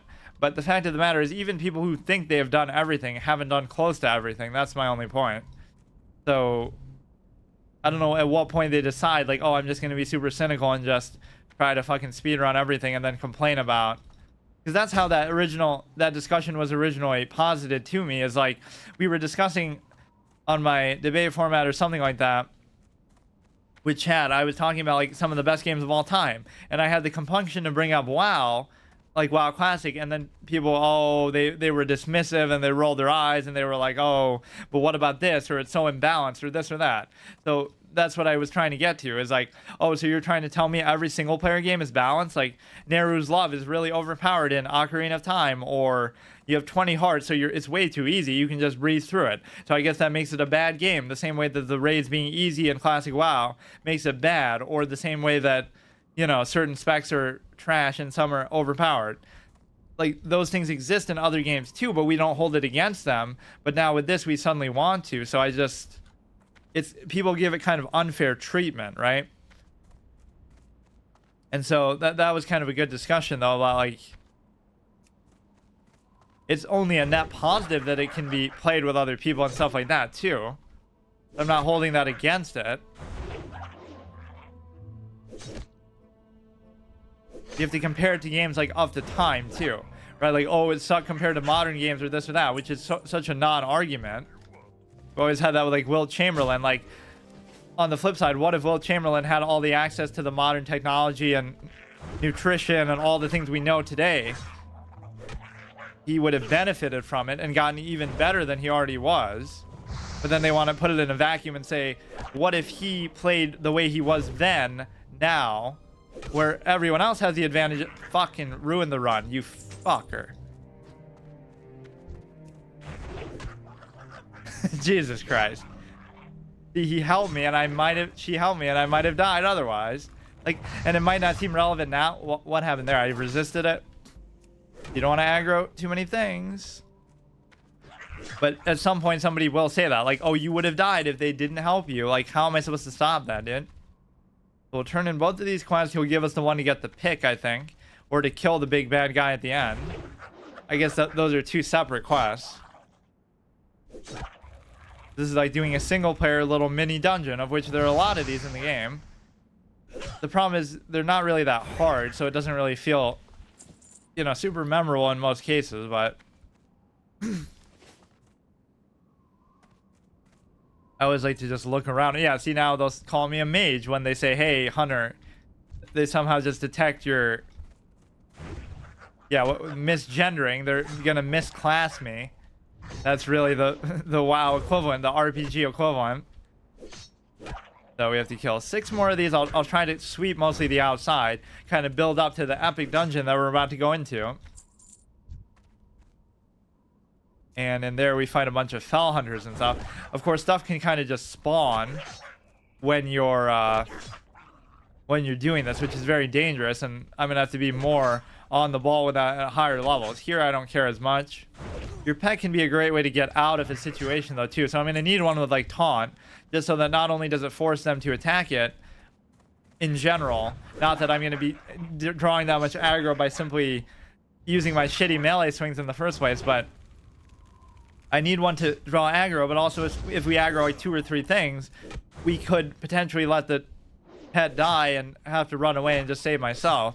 You should always be relatively safe. Hunter should probably be one of the easiest classes to do, but then I find a way to make it extreme and difficult too. It won't be like super fun from a ability standpoint though. Maybe I'm overestimating how many abilities you'll have to do, but like I said, most of it will be through the pet. Like, we'll have this and Mongoose Bite. I can't really think of too many other abilities actually that don't require, like, you can do Hunter's Mark and stuff, but you can do your traps. There will still be some good things you can do that makes them all the more meaningful because of how little else you have in your toolkit. To have to use the traps and stuff super strategically and just do all kinds of crazy stuff. It's not only a hard mode permadeath, but we're literally inventing like a new class type. So then we could do it again as a hunter where we are allowed to use the bow, but then we're not allowed to use a pet at all. How about that? This is like my Dark Souls 1 stat only characters. You have to kind of make the best of what you have. So we'll do, yeah, that's actually an awesome idea. Like a hunter who you can use a bow or a gun, but you don't get a pet ever. And then what could be the third one? Like if you were to go with each spec. This one is Beast Mastery, so you can only use melee. Then you have marksmanship where you can only use range, but you can't, well, you can use ranged and melee, but you can't use a pet. And then the final one could be like, you can use both, but something has to restrict you in some way. I don't know. In a way, you would think of this as like a survival hunter, but I don't think we're going to be able to spec survival because if we're relying on the pet that much, it's only fair that we should be able to go Beast Mastery because everything else is kind of against us. The little ticks that you get of health regeneration in combat could actually come into play a little bit if we... But most of the fights aren't going to go on super long, although I say that and they probably will. It's just like your pet does become super OP at certain times. And if we can like spam men pet and stuff in the middle of combat, I'd be very happy with that too. Oh yeah, let's take out Sarkot too. Level 4. So we're pretty much already caught up with the other characters, so I don't feel too bad for deleting it. Not the Far Cry syndrome where you can jump off like a little tiny cliff like that and it'll one-shot you. Or like you'll jump off from here to here and it won't do anything, but then you'll jump off like a little tiny bit more and it'll kill you. So it goes from not even doing damage to that. That would be one of the things arguably you should be the most worried about dying to, but there's not too many reasons to put yourself in a spot where you're going to get knocked off of something. I forget if there's too many enemy abilities that really do that to you. Like where they're going to knock you backwards. I feel like in vanilla there really weren't too many abilities like that at all. He's somewhere up here skulking around. You should probably kill these anyway just to clear the way, and there he comes. See, my natural instinct there is to backpedal. Well, what's really so bad about backpedaling? I don't see how it hurts you in any way here. It's still a bad habit that you shouldn't really get into in most games, but if you run through him, you give him a chance to hit you in the back and daze you and whatnot. You can turn around really quickly, but you know what I mean? Like, it's still arguably a bad thing. I don't know if these aggro along with him, but my instinct would be to, you know, not really find out. I feel like it would make sense, actually, if they did. Maybe just for RP purposes. The problem is you can't even pull stuff from a range, so you're going to be like worse than a warrior in that regard. But the real way that you would pull stuff is sending your pet at it. Maybe even having a ranged pet would be kind of ironic. A hunter whose pet has better range capabilities than they do. Damn it, he's like lasering in on me. Like, assume we had to do it like this. This is a very tight thing. Take him out, then get Sarkoth, assuming those things won't aggro either in the process. So aggroing like 2 or 3 things at once is what's going to get you killed. Fighting an elite could get you killed. Using some kind of AoE that pulls more stuff, like a Psychic Scream or Intimidating Shout or something, could get you killed. Those are all kind of the red flags, which did actually almost happen to me with my priest. Like in the wetland. Not saying I did them all in one try. I think I died a couple times at a low level with the priest. I died at a very high level in Silithus with the rogue. Again, I don't know why I was even in Silithus. That one was very frustrating because I was almost max level and then I had to do the whole thing again. Yeah, if I have my whole class checklist, my dream is not only to get every class from 1 to 60, but why not just get them from 1 to 60 without dying at the same time? Kill 2 birds with 1 stone. Okay, Mangled Claw inventory is full. Be easy to just assume you picked it up and then forget, and then you'll have to come all the way back and do it again. That's what really screwed me over as a rogue too, because you always want like some kind of easy out. So whether it's feign death or vanish, but then you have a dot on you, so you think you're safe, but then that almost got me killed. I think I was in like Ungoro. And like I had some kind of bleed or dot from the gorillas or something, and I'm like, oh shit, I'll just vanish, I'm in trouble. But then it kicks you out of stealth right away because you get another tick. My father said I would never amount to much, and here lying beneath the tree as life seeps away, I'm afraid it looks like he was right. At least I wish to die knowing that my last enemy in life lays dead. Your blow is not enough to kill him. Oh, my blow is not enough to kill him. But looking at the damage I inflicted gives me... Yeah, he was at full health, dude. He regained his health. Like, I'm not the only one who has regen. Like, even... Never mind being a troll, but he has spirit, too. It should actually show him at, like, 75% health to make it make sense. That small... gives me some small measure of pride. That small measure will be all I have to sustain myself if I die. And in that light, my short list of life's accomplishment fills me with anger. And then he has a change of heart. Go save me. Like, this is like one of those scenes in a movie, like, where they're having this dramatic thing where the character's crying and they're having an emotional speech. Like, call the fucking ambulance first and then do all that. But then we'll still be able to save him. He's been sitting here while I went and dicked around. I killed 12 familiars. I killed the other Scorpions. I killed Sarkoth. I came back. I went to the trainer. Like, come on. Seeing the deed you have done for me steals my heart. I cannot fall so easily. I must endure. But it remains that I cannot make the trek back to the den unassisted. Please return to the den and tell Gornik of my situation. Perhaps he can help me. Bring the news of his plight to Gornik at the den. Although I guess it is... And then he stands up. Oh, he kneels. Go swiftly, Rygor. My fate is in your hands. I forgot he even did that, even though I just did this like a couple months ago. And then he comes back down. That's like a GTA RP thing, right? That always breaks immersion. Whenever you die, you stand back up and then fall over. Yeah, that was kind of honorable of him to at least care about the fact that he could have asked you to do this at first, but he would have rather you kill Sarkoth and then he asked you to do this, like a bit of a moron. Always call 911 first. Always call an ambulance first, and then have your emotional scripted monologue. I mean, that's going to be pretty handy, but it doesn't really matter a whole lot to me. If these were all aggressive, then I'd be a little bit worried, but I wouldn't be playing like this either. I have this bad tendency to always jump all the time, which in a game like Oblivion, I would really have to try to avoid, because I don't want to farm out my acrobatic skill just by doing that. It feels kind of cheap. And then, of course, Skyrim, you don't even have to worry about that. They kind of... streamline too much stuff in Skyrim, even as great as it is. No good lazy. You have my blackjack. Did you catch any peons sleeping on the job? I mean, how would he even prove that? Is he going to go ask the peons like, oh, you know, normally you bring back like 10 scorpion tails or something, but here it's like he's going to ask the peon, oh, did this jerk whack you with a stick and wake you up? Good. Maybe they'll think twice about slacking next time. Thanks for the help. Rygor, you're a dependable troll. Can I recount you for another task? Can I count on you for another task? Some time ago, I was surveying the cave to the north for minerals, and I left my favorite pick behind. When I later returned to retrieve it, I found the cave was filled with vicious beasts. Yeah, shouldn't you clear that out so these guys can mine it too? Like, you have the lumber taken care of, but you need the ore. Or, I mean, you need the gold. If we're talking in Warcraft 3 terms, they've kind of let that shit go to hell. When I later returned to retrieve it, I found the cave was infested with vicious beasts. Well, you go into the cave, the Burning Blade Coven, and get my pick. I left it in a chamber with waterfalls. They're even calling it that, like, officially now. They weren't there before, but now they take ownership of it. I left it in a chamber with waterfalls. My pick has a spell on it, so you can see it in the dark. You won't have to worry about finding it, just what's guarding it. Kind of a good way to explain the RP of them showing you where, you know, a quest item is. But does that mean that every quest item that stands out like that has some sort of magic on it?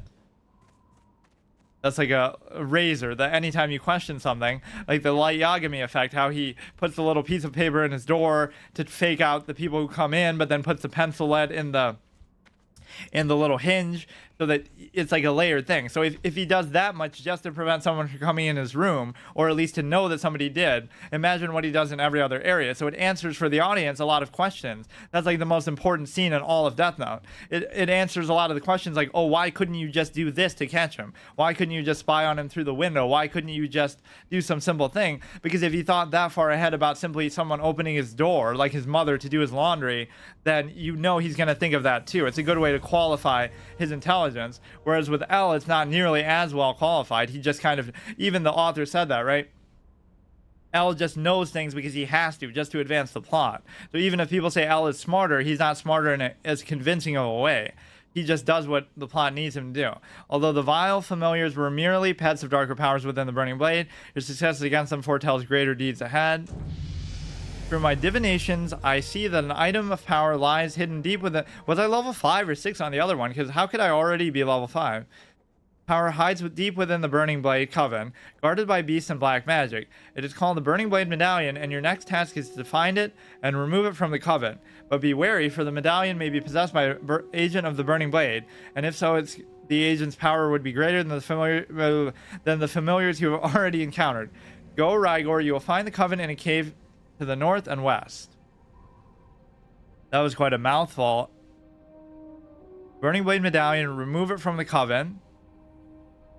Item of power hides deep within the Coven, guarded by beasts and black magic. Be wary, the medallion may be possessed by an agent of the Burning Blade, and if so, the agent's power would be greater than the familiars you have faced.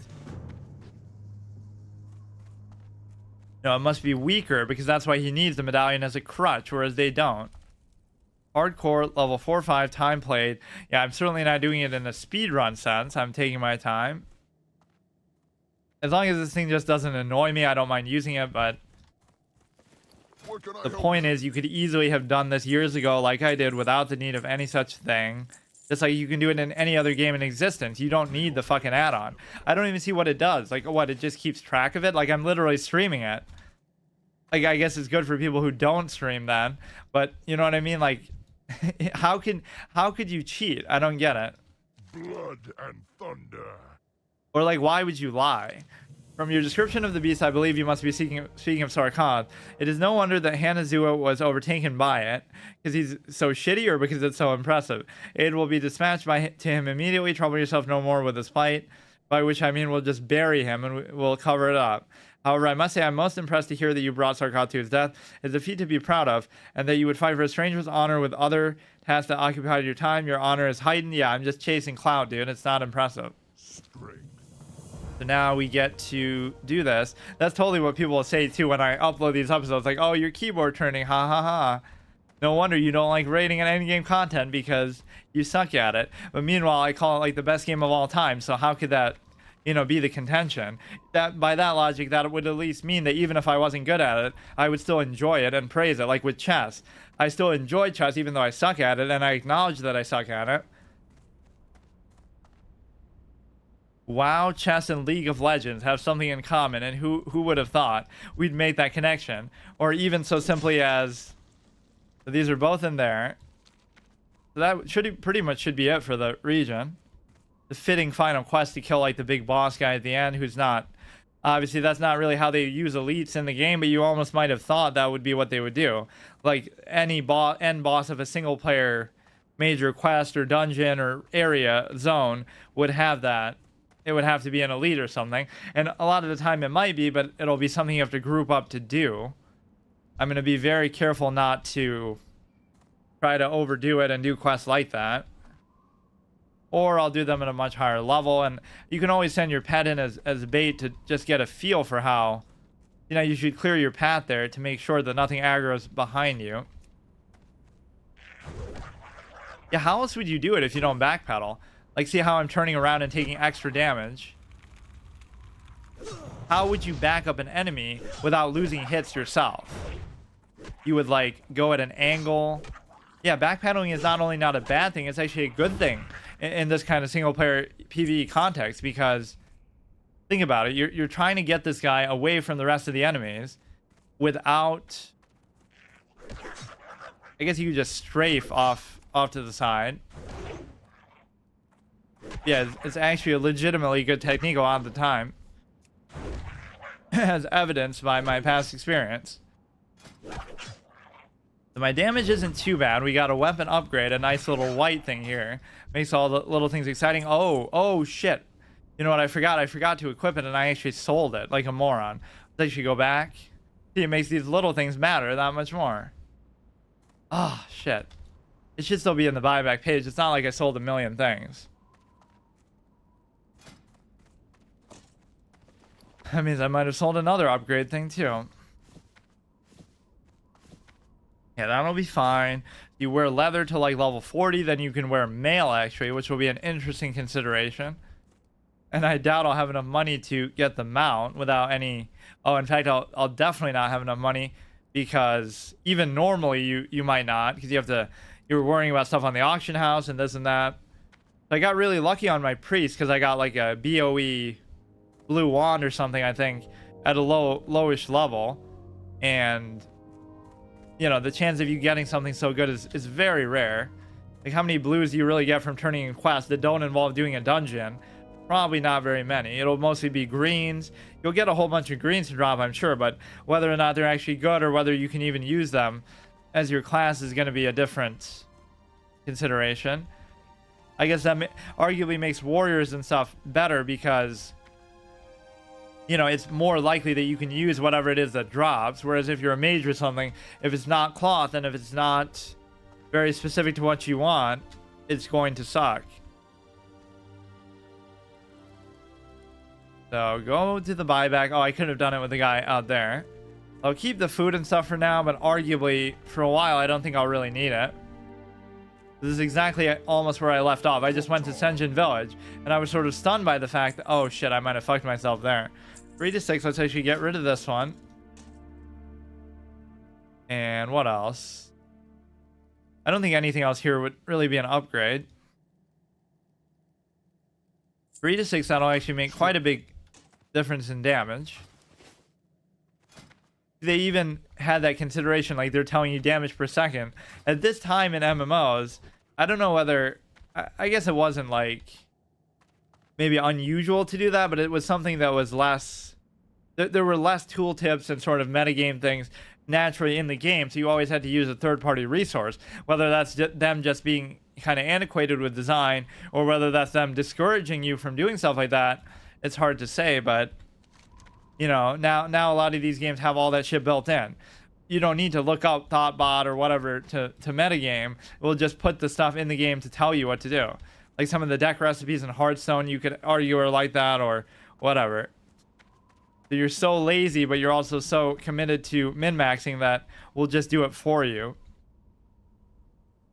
So if they assume you're going to play like that, then why even put anything else in the game at all? We just won't even put other items, so you don't even have to use your brain a little bit.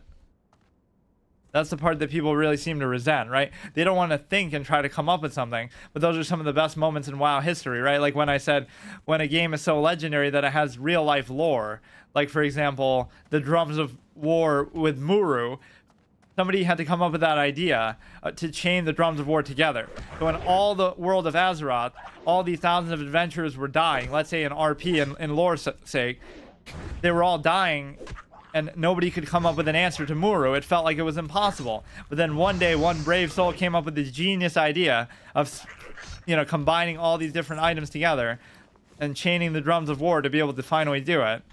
So that's like a real life thing that you're coming up with a way to. Somebody had to come up with this genius idea to overcome a seemingly insurmountable challenge, like chaining the drain life and drain soul and stuff on Yogg-Saron. You turn away and do it. They're coming up with the most logical, best way to do it, but it's so awesome that that's what it took to beat him. You have to use every single tool imaginable in the world in the most optimal way possible, but somebody had to come up with that themselves. How the fuck did he not aggro there? What the fuck? Yeah, those are my two favorite moments. Like, that's in real life lore. If you came up with that idea, you're a fucking legend. The people might have been complaining, oh, it's overtuned, it's so hard. But all it was is you just had to come up with the right solution for it. Which all these thousands of adventurers in the universe couldn't come up with. So, see, in hindsight, it's like, oh, it's so easy. All you have to do is do the Drums of War chain. People would say that in hindsight. But then why was it so hard in the first place? Right? Somebody had to take that chance. Everything obviously seems obvious once you already know the answer. So imagine doing that with single-player games. Like, obviously, Dark Souls is easy. You just have to do this, this, and this to avoid the mechanics of the boss. Or, you know, here's how the skeletons on Nito work. If they aggro if you go to that side of the room. But just don't go there. So it's so easy then. It is interesting the respect people show in single-player games for that. Like, there's sort of a stigma. You wouldn't want to look stuff up, or you wouldn't want to pass the controller to somebody else and let them do it for you. But as soon as it comes to an MMO or something, then people are all over it. What I'm assuming is that this won't get me to level 6, because if I wasn't level 6 on the other chick, right, it almost doesn't make sense how I wouldn't be. You know, he'll aggro from all the way over there, even though the other one I was right on top of him. I guess he was turned away, so that matters to an extent. Oh, look at that sexy melee crits. Very interesting class idea. And I just came up with this like more recently because I wasn't planning to do it when I continued the series. It was just like, you know, because of the mod, people were telling me, oh, just use the mod if you're going to do it anyway. So, like, it's fine. So then I figure I may as well just restart the character and stuff, too. So I don't know if I tried to do it on that character, if it would have known whether I died or not, or it wouldn't count because... But who cares, anyway? You know. Only level 5. But this was the place where I had that epic thing. That's one of my most viewed clips ever. 30,000 fucking views. Just me saying the same thing I said years ago and that other people have said. I didn't think it was that special of a take, but... there is a bit of a false duality reaction where some people really hate it, some people really love it.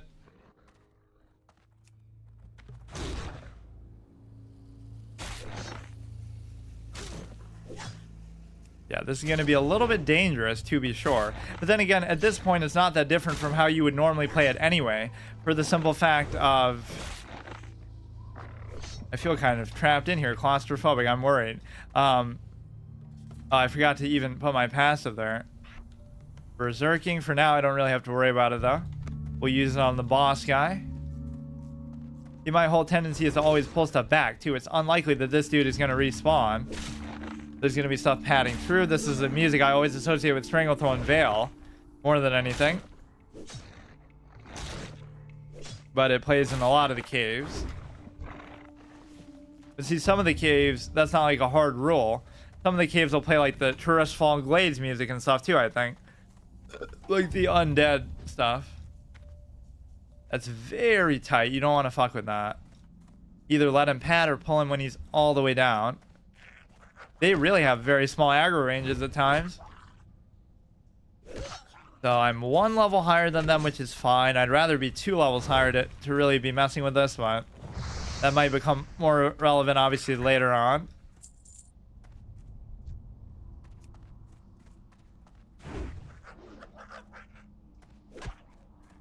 Yeah, try this kind of style with other games and you might be surprised how much you like them. Like even Anthem has been so fun for me as a single player experience. Doesn't mean it's a great game. Obviously it feels unfinished, there's not enough boss fights, there's a lot of issues with it, but it's still super fun mechanically, the flying, the different class abilities and stuff. And so doing like a first playthrough permadeath of that is very very enjoyable too, as with probably a lot of games, MMOs especially.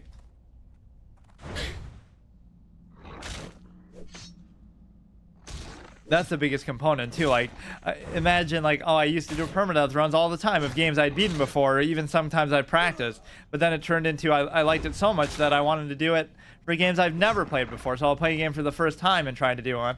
Not saying I always succeed, in fact lately it's been quite bad, but still the willingness to try that is super awesome. Hello? Fuck, now that guy almost came, the Pat. You gotta pull this like it's an actual 5-man dungeon, or oh, he turned around like he was gonna reset. Like it's a 5-man dungeon. You still have to pull one thing at a time and do everything optimally.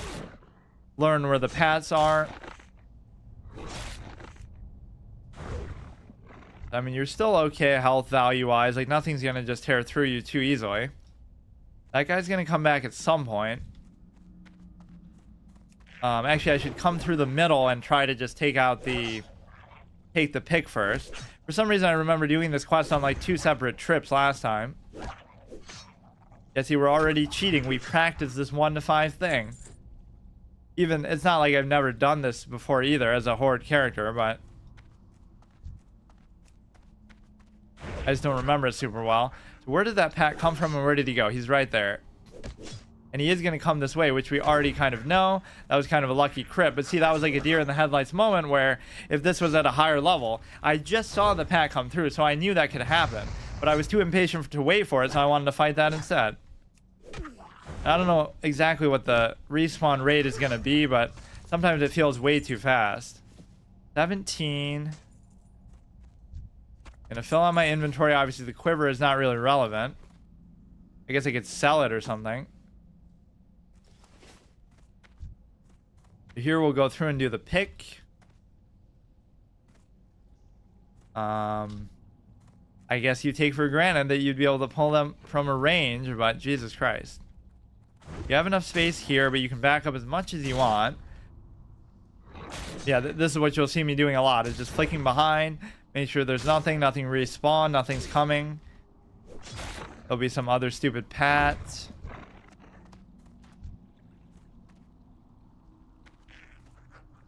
That's the game I really got to try, is Kingdoms of Alamore Reckoning or whatever, or Re-Reckoning, one of the dumbest subtitle names for a game ever. They re-released it, and now it's hard to find the original because people always said, oh, that's like a single-player MMO.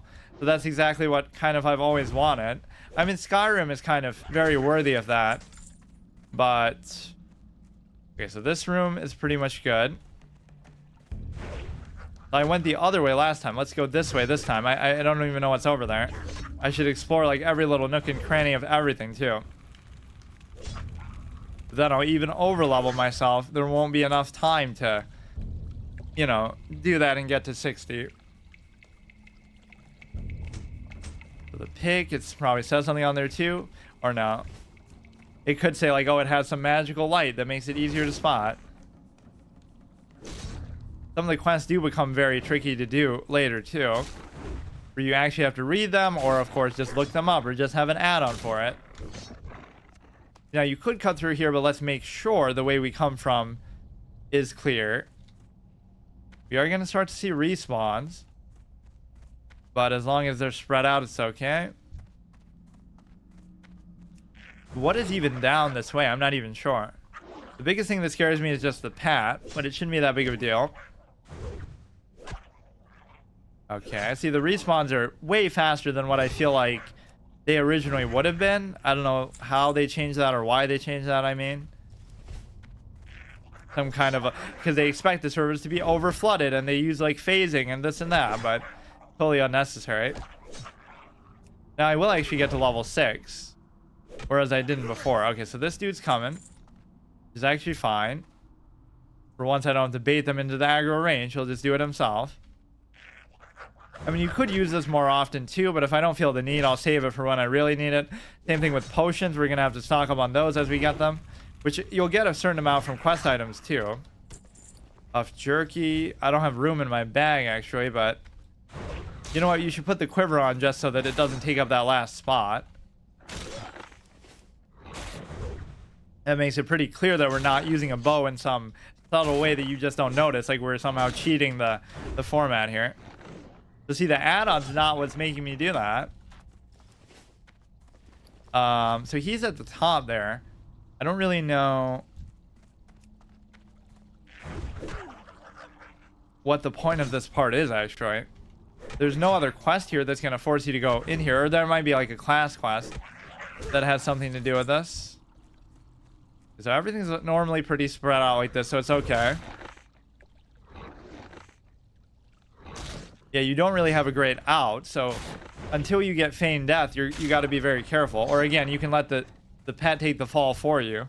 And you can even back the pet out so it still doesn't die, but if he aggroes from up there, I'll be worried about it.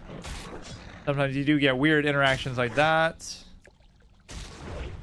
Gotta pay attention when your inventory is full like this in case you get like a bag or some kind of a super important thing like a green or something.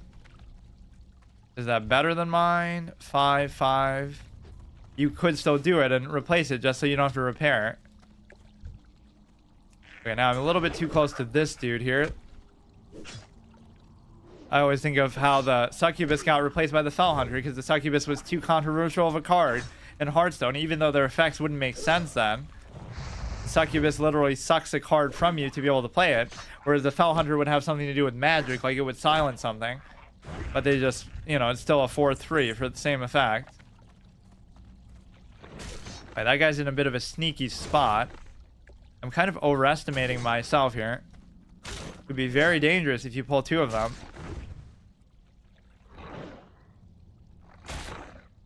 The legendary MMO thing. If you do it properly, it makes even auto-attacking fun. Although, I was never the biggest fan of that, or even like the whole tab targeting auto-lock on stuff. Like, skill shots are always still better. Take care of this clown. I just want to see what's over here because I don't think I checked this last time. You gotta be careful when pulling. Oh, it's just a dead end.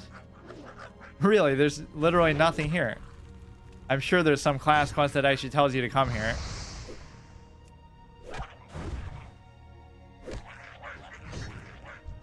Got a nice little music swell as soon as we go in here. I always wonder how that determines it, like whether it's, you know, you wouldn't want to pull him from there even if you could.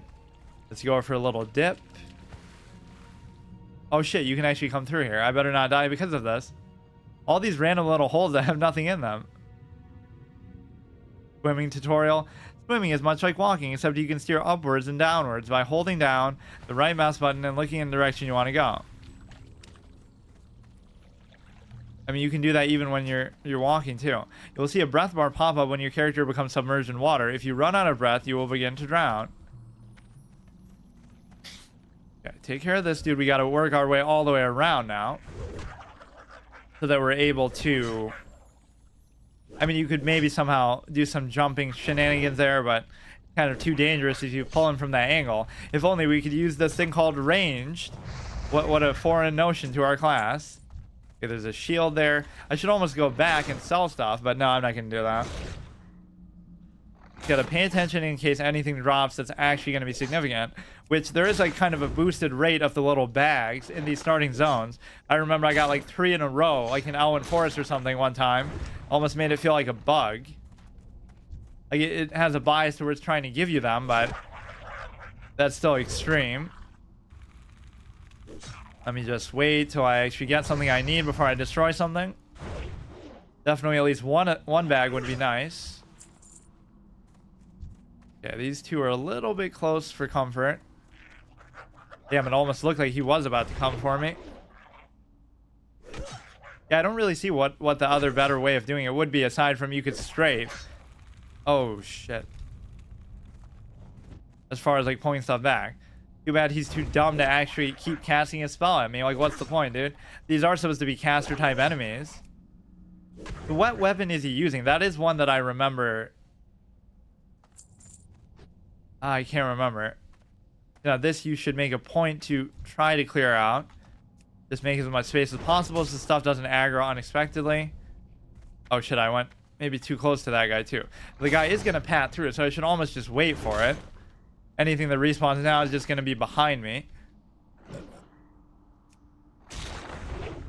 Take care of this. Yes, you don't make the same mistake twice. Wait for him to come. He'll come all the way up to here and then aggro. Imagine replacing Pokemon card game with this, but that's the whole beauty of it.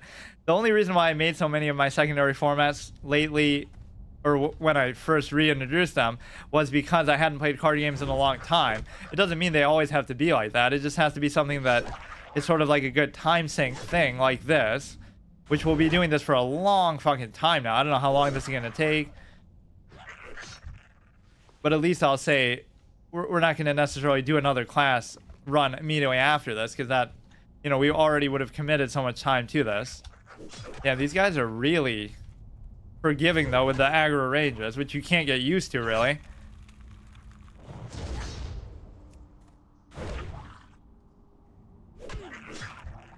Yeah, the server time is way off from my real time.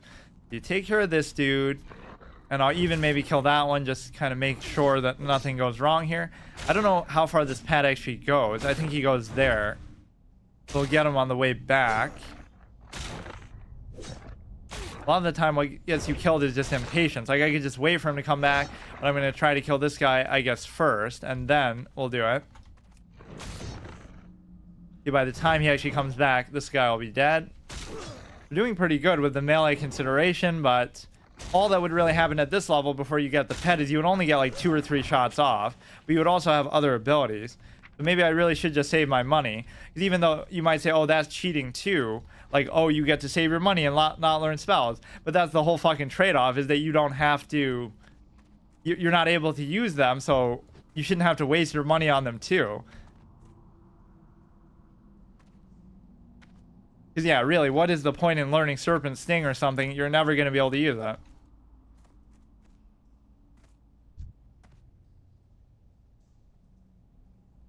Gonna have to play with my pet's abilities a bit, and it's gonna just be very much about building my character in the proper way and maximizing. So that's the point. Like, it'll still be doable even under these circumstances. It'll just be very tricky.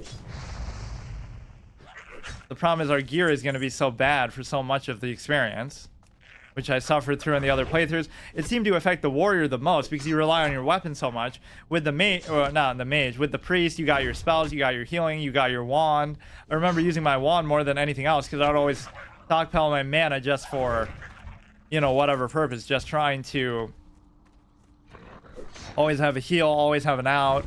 And then the rogue wasn't actually too bad, actually. I feel like I just always felt so safe because of Vanish. That's like my favorite thing. Anytime you're in trouble, you aggro a whole bunch of stuff, you're always just got that lifeline. It's almost like having a soul stone, except that would be obviously banned because that would be way too cheap. Some people had said, like, okay, you should use it once because, like, to give your class a sense of identity. Every warlock gets to use a soul stone, but they only get to use it one time. So you get 1 extra life as a benefit for being that class, like a shaman. You get to Ankh 1 time and then it's gone forever. So, like, in RP purposes, that might be, you know, how it would work, right? You don't get to just use it infinitely, and you don't get to just keep releasing spirit and coming back to your body. Like, that's just for the benefit of the player.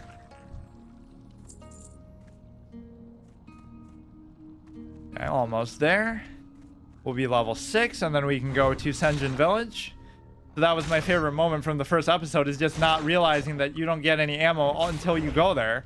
So from level 1 to 5, 1 to 6, doing all these starter quests, doing the whole starting Valley of Trials zone, you don't get to actually... Oh shit, there's a pat too.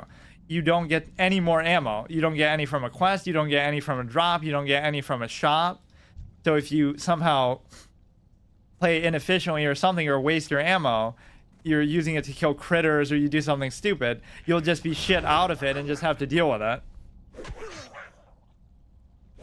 So even little fun interactions like that, I never realized. And it could be the same, like I said, for every other zone, which you think I should know that, but why would I have ever looked for hunter ammo if I'm a warrior or a mage or something? Who gives a shit, right? But yeah, there's no general good shop in the starting zone. You would have to go to Goldshire. It's not like you'd be a human hunter anyway, so I guess it doesn't matter. I feel like there is ammo though, like in Teldrassil, if you were to...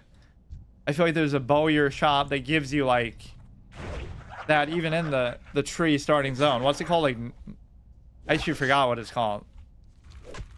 Yeah, don't look at stuff like that in the middle of combat, just in case it gets you in trouble. Now, the key thing here is don't jump down after you kill the guy, because that could get you in trouble. Although I feel like I did do that maybe before. I like these crits. Our crit chance seems actually pretty decent.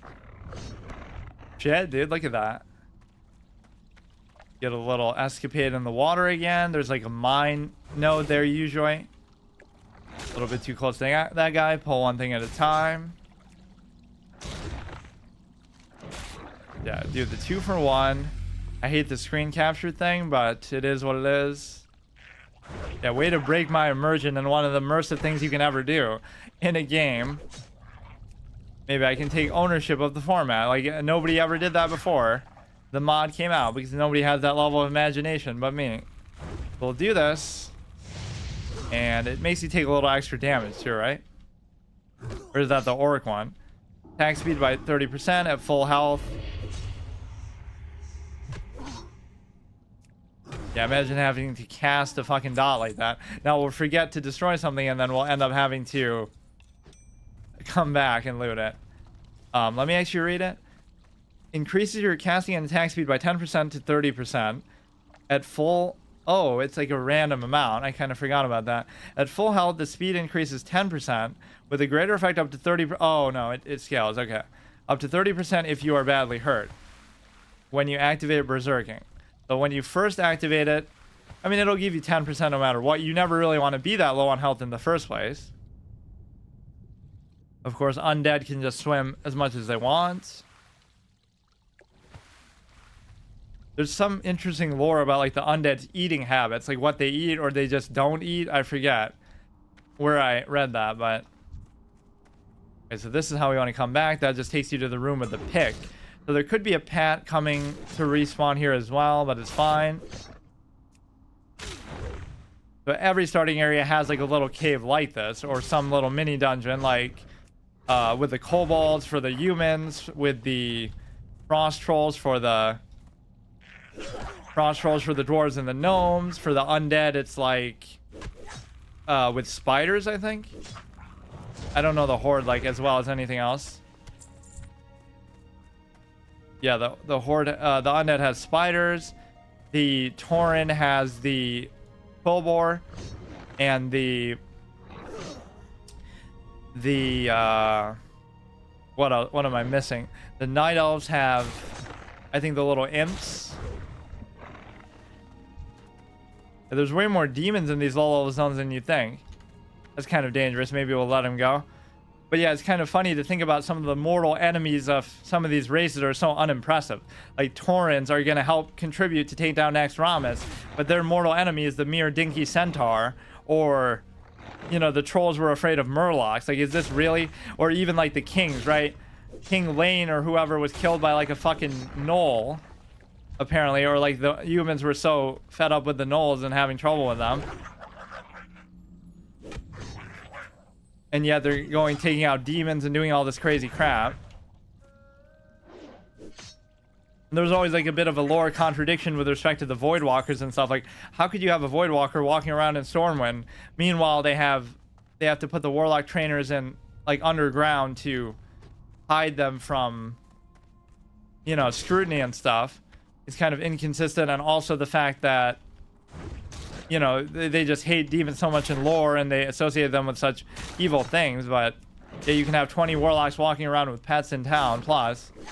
So they can make some excuse like, oh, they're just invisible to everybody else somehow. I guess the imp kind of is the only one that would make sense with, because he actually has like phase shift. Let's wait for the pad here. He will come this way. And then there'll be another one that might intersect, so you might aggro both of them at once and something else if you play it incorrectly. You got a metagame, even a single player level 5 dungeon, mini dungeon. Yeah, eventually these other series can branch out to stuff like this too, which would be fun. Like, I'll do a 1 to max level in other MMOs or whatever kind of repeatable thing. I guess I could skip that. I'm kind of not inclined to skip this. This is kind of the way I want to play it. Like, if there's any chance that it's on the screen and it might aggro, you just kill it. And then we'll go that way. You don't even have to wait for the pad, though. We go turn these in, sell everything, learn our spells if there is going to be something relevant to learn. I mean, anything that requires a bow is not going to be meaningful.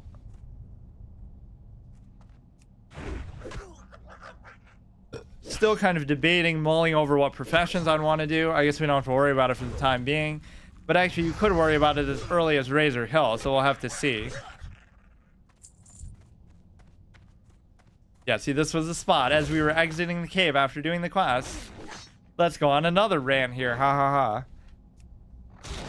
I was never a big fan of clips for that reason, though. The long-form postulate is my whole brainchild. The idea of any idea worth pursuing, or any idea worth discussing is worth, or any discussion worth having is worth having in long form, otherwise it's not worth it at all. And so the corresponding idea to that is like, if only put as much, or an idea only deserves as much consideration as the thought that was put into it. So if somebody just says too long, didn't read, ha ha ha, or they use some false duality discreditor, you can just dismiss that the same way, because they're just trying to dismiss what you're saying and discredit you without any effort at all. That's the most common thing that you see, right? Lowest common denominator stuff. Like, you're just an insert label here, therefore your whole opinion and existence is discredited, so nothing you say matters. Not because it really is, but because they just don't want to take the time to think about it. So if they're not going to put thought into what they say, then it doesn't deserve thought or credibility in return. Kind of a dangerous spot, maybe. Let's inch our way out, kill one at a time. We're a little higher level, it feels like, than even what we were doing before, but doesn't feel like I really went too far out of the way to kill stuff. Or I guess I explored the other side of the cave there. Even here, I'd normally be nervous about leaving stuff like that alive, but it's okay. I like these crits. It's going to be very important because our melee damage is going to be all we have, and going to be relying on it a bit too much. So even that's kind of breaking my general rule. The fact that we kind of snuck out of there and left it to chance that something might aggro. It's going to be more relevant later on. I forget when you learn Feign Death. I think it's around level 30, so I don't think I ever learned it on my original Orc Hunter that only got to like level 25. It is a very fun class, though. All the pet management stuff will be fun. Of course, here it'll be not like a bonus, though. It'll be like the only thing, because we don't have much of class identity besides that. We're basically like a shitty warrior that doesn't even have too many melee abilities. Although, to be fair, how many like repeatable abilities do warriors really get? Like, you get Rend, which is trash. You get Heroic Strike. Then you don't get a whole bunch of other great stuff until a high level. Mortal Strike isn't for a super long time. So a lot of it is just auto-attacking anyway. Hunters, rogues, and warriors all feel like just auto-attack Andes. And then says that from a mage, like, oh, all you do is spam Frostbolt. But I'd love to spam Arcane Missiles instead, but they wouldn't let me. Because it's obviously not that efficient. Is your task complete? Do you have the Burning Wave Medallion? No, I don't. We just talk to you for the fuck of it. I want to sell my stuff first. Go here. We have a decent amount of food. I really would like a bag, but unless one drops, there's no good way to get one here. The quiver I'd like to just get rid of because we have no use of it. Hopefully you could sell it, but I don't think you can actually. The merchant doesn't want the item such and such. Let's see, put this into here. Sell it for 1 copper. I mean, I hate to do it, but there's no point. Hearthstone, I don't know whether I want to keep it in the Valley of Trials or not. For RP purposes, I almost like to keep it in the starting zone because there's no way you can return it to that point, right? It'll only be that when you first start playing, but then if you set it somewhere else, you can never reset it here because there's no NPC to do it with. Is your task complete? You retrieved it. Well done. Your efforts within the Burning Blade Coven are key in rooting out this cult in the Valley of Trials, but I fear they have further aims in our lands. We have not seen the end of them. Yeah, they have another cave right near Orgrimmar. They always put it right on top of your head, and you don't do anything about it. Level 55 guard. One just couldn't go in there one day and fucking clear that shit out. 29.9. The potion is important. I'm not going to put it to a hotkey yet, but, I mean, I just don't want to do it by accident because it's so important to have those. I don't know how many we're going to get or when. Report to Senjin Village. Your trials against the Burning Blade are finished here in the valley, but I want you to report your findings. Go to the troll village of Senjin and seek out Master Gadrin. Senjin Village is east out of the valley, then right at the fork.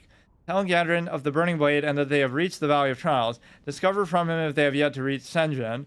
Go, Rygor, and be swift. I fear the evil found in the Burning Blade Coven is the herald of a greater threat. That's actually a good prediction. The one thing this game actually does probably better than almost any game in existence is the amount of enemy variety. You have the old gods with the Silithids, you have demons like Felwood, Winterspring, Ashenvale, you have undead, the Scourge, you have Quillbore, Centaur, fucking, you know, random enemy like animals. Like, there's so goddamn many things going on that there isn't even, like, one titular villain of the classic, right?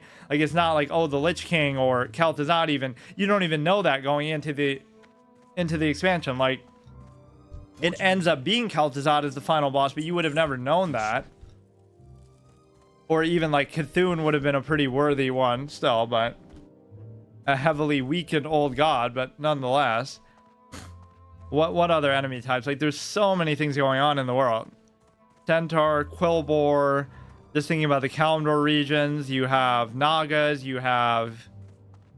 That really is what helps to make it feel like a complete world. Like, it's not just you're fighting the same Scourge all the time or this or that. Even in the later expansions, they do a pretty good job. Like, in Northrend, you're not just fighting the Lich King and the Scourge. You fight an old god, Yogg, you fight all the Titan creations, you fight the Vicryll, well, I guess that is a Titan creation, technically. Have you entered the Burning Blade Coven? Did you find my pick? And I like how they explain so many of the races so easily like that. The Curse of Flesh on the Titan creations created humans out of the Vicryll, and it created gnomes and dwarves out of the other constructs. Like, that's all it took to create 3 of the races. Great, you got it, thanks a lot. This is my favorite pick. And the only race that seemed to care was really the dwarves. They were obsessed with finding out their origins. Now, if my peons ever finish chopping down the trees, maybe we can find a nice cave to mine. Yeah, how about that one right over there? But you'll be too lazy to clean out the goddamn Burning Blade from it. So here was the epic moment we went to Senjin Village and actually were able to get some ammo. You could argue I shouldn't keep this much of the food, but for now I don't really care. Arguably this should be on there. I'll just be careful not to accidentally use it. Let me check the trainer and see if there's an ability that we would actually be able to use. But chances are I won't be able to be. And we'll learn how to tame the pet, I think, in Razor Hill. So even though she lied and said, I'll teach you how to tame all sorts of bees. Aspect of the monkey is worth getting. This is not going to happen. Requires ranged weapon. What's that? Hunter's Mark is still worth it. Increasing ranged attack of all attackers by 20. In addition, the target can always be seen by the hunter, whether it's stealth or turns invisible. They also appear on the minimap. I mean, just for RP purposes, we could do that, but it won't really help me too much. I don't know how many enemies are really going to try to turn invisible and stuff. Okay, let me make the tracking on number 3, and then the buffs on number 2. And then aspect of the pack is kind of a good way to get around, you know, before you get a mount. Druids and hunters are the only 2 classes that really feel like that. We get a quest right on the way here where he tells you like to go to Razor Hill or to do something. This random orc standing out in the middle of the road. And then we have a whole bunch of centaurs here. That didn't take long at all, really. But I really took my time the last time, I guess. So imagine how long this experience will take if I do it like this. And we're going to do a lot of other exploring and stuff. I'll go to like every zone. I'll go to like every I don't know, I'll do a lot of weapon considerations. Like, let me check all the vendors and see which one sells the best weapon, because you actually have to do that now. We'll consider what pet to get. We'll consider what professions to do. It makes like every little ordinarily mundane mechanic very meaningful. I am kind of debating on the professions. It's kind of hard to decide. But what level actually are these? These are only level 7. Excuse me, can you help me? I have a load of food here. I walked along the road and braved scorpions and spiders and worse. I brought the food to the Valley of Trials because I thought they needed it, and I like to help you out. And I like to help out, but they don't need any food. Now I have to take it back to Razor Hill, and I'm afraid all the beasts along the way. That's very honest that they wouldn't just keep the food as extra. Can you take it for me? I'm just a peon, but you're a hero. You fear nothing. Take the innkeeper, Grossby at Razor Hill. Thank you. So he just plans to sit here for the rest of his life because he's like... Are these implying that these are the quest items that he has? I guess they are. I never really thought about it like that. I thought these were just random things. But no, he's just going to live here because he came from Razor Hill. So where does he plan to go now? If he's too afraid to go back to deliver the food, then at least he should say, like, escort me back.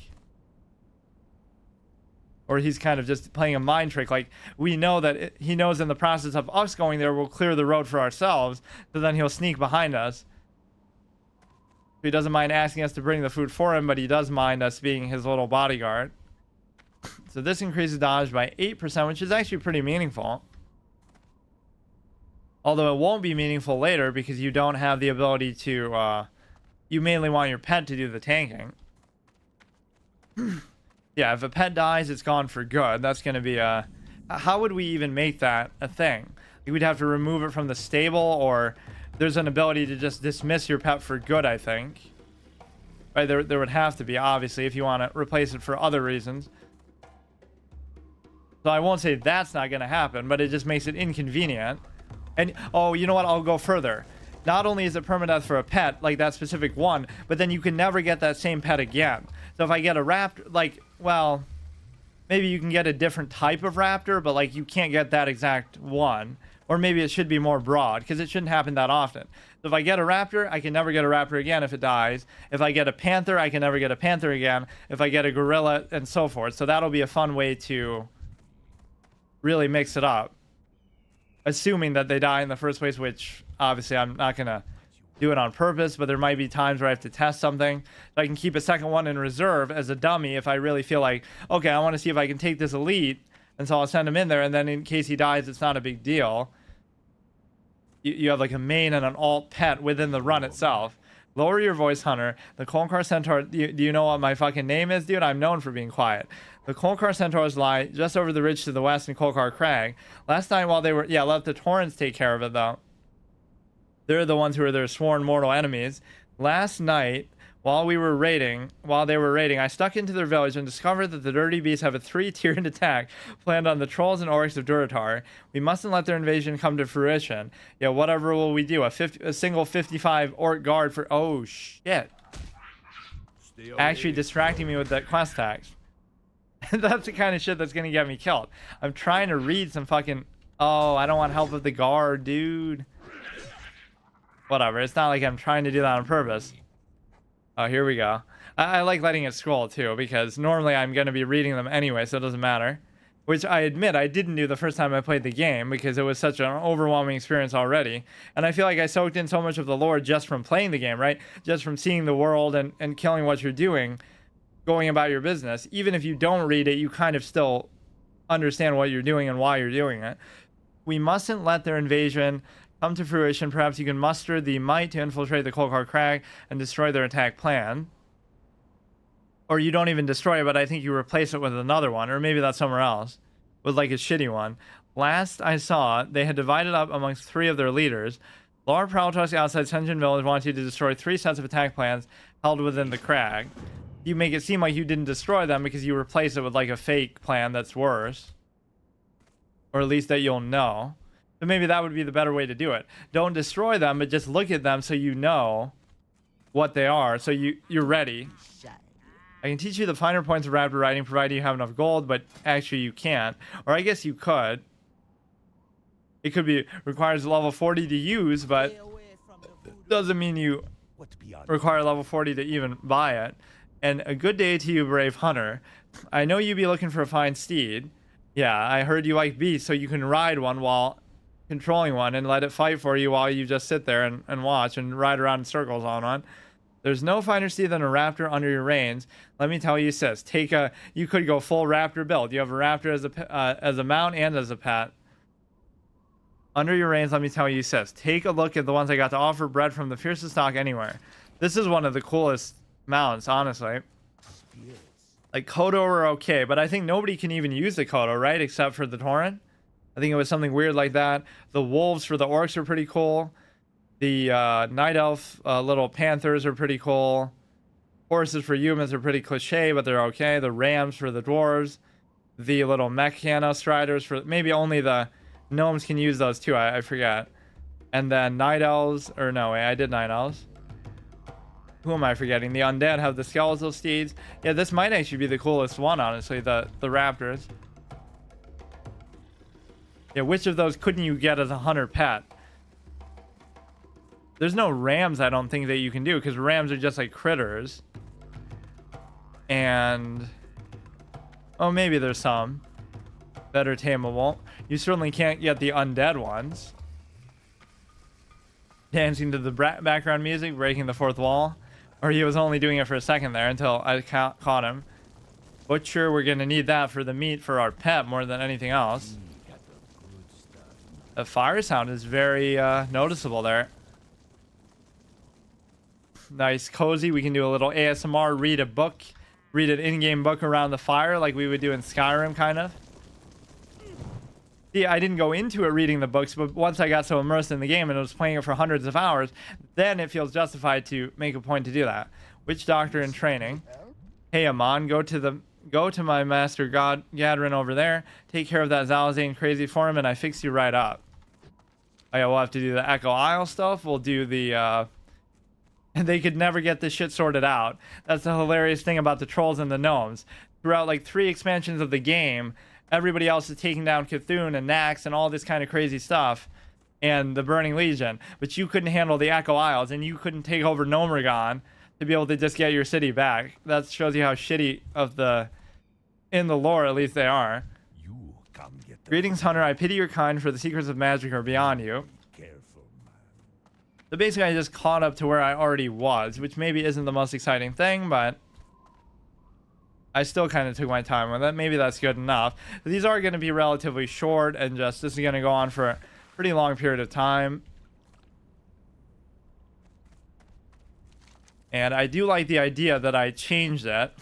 So not only am I using the add-on now, which to me isn't really that important, but also I'm committing to full melee. So you're going to be a melee hunter who's not even a survival hunter, and you're even going to be using the pet as like your only means of damage. So it makes you very reliant on it.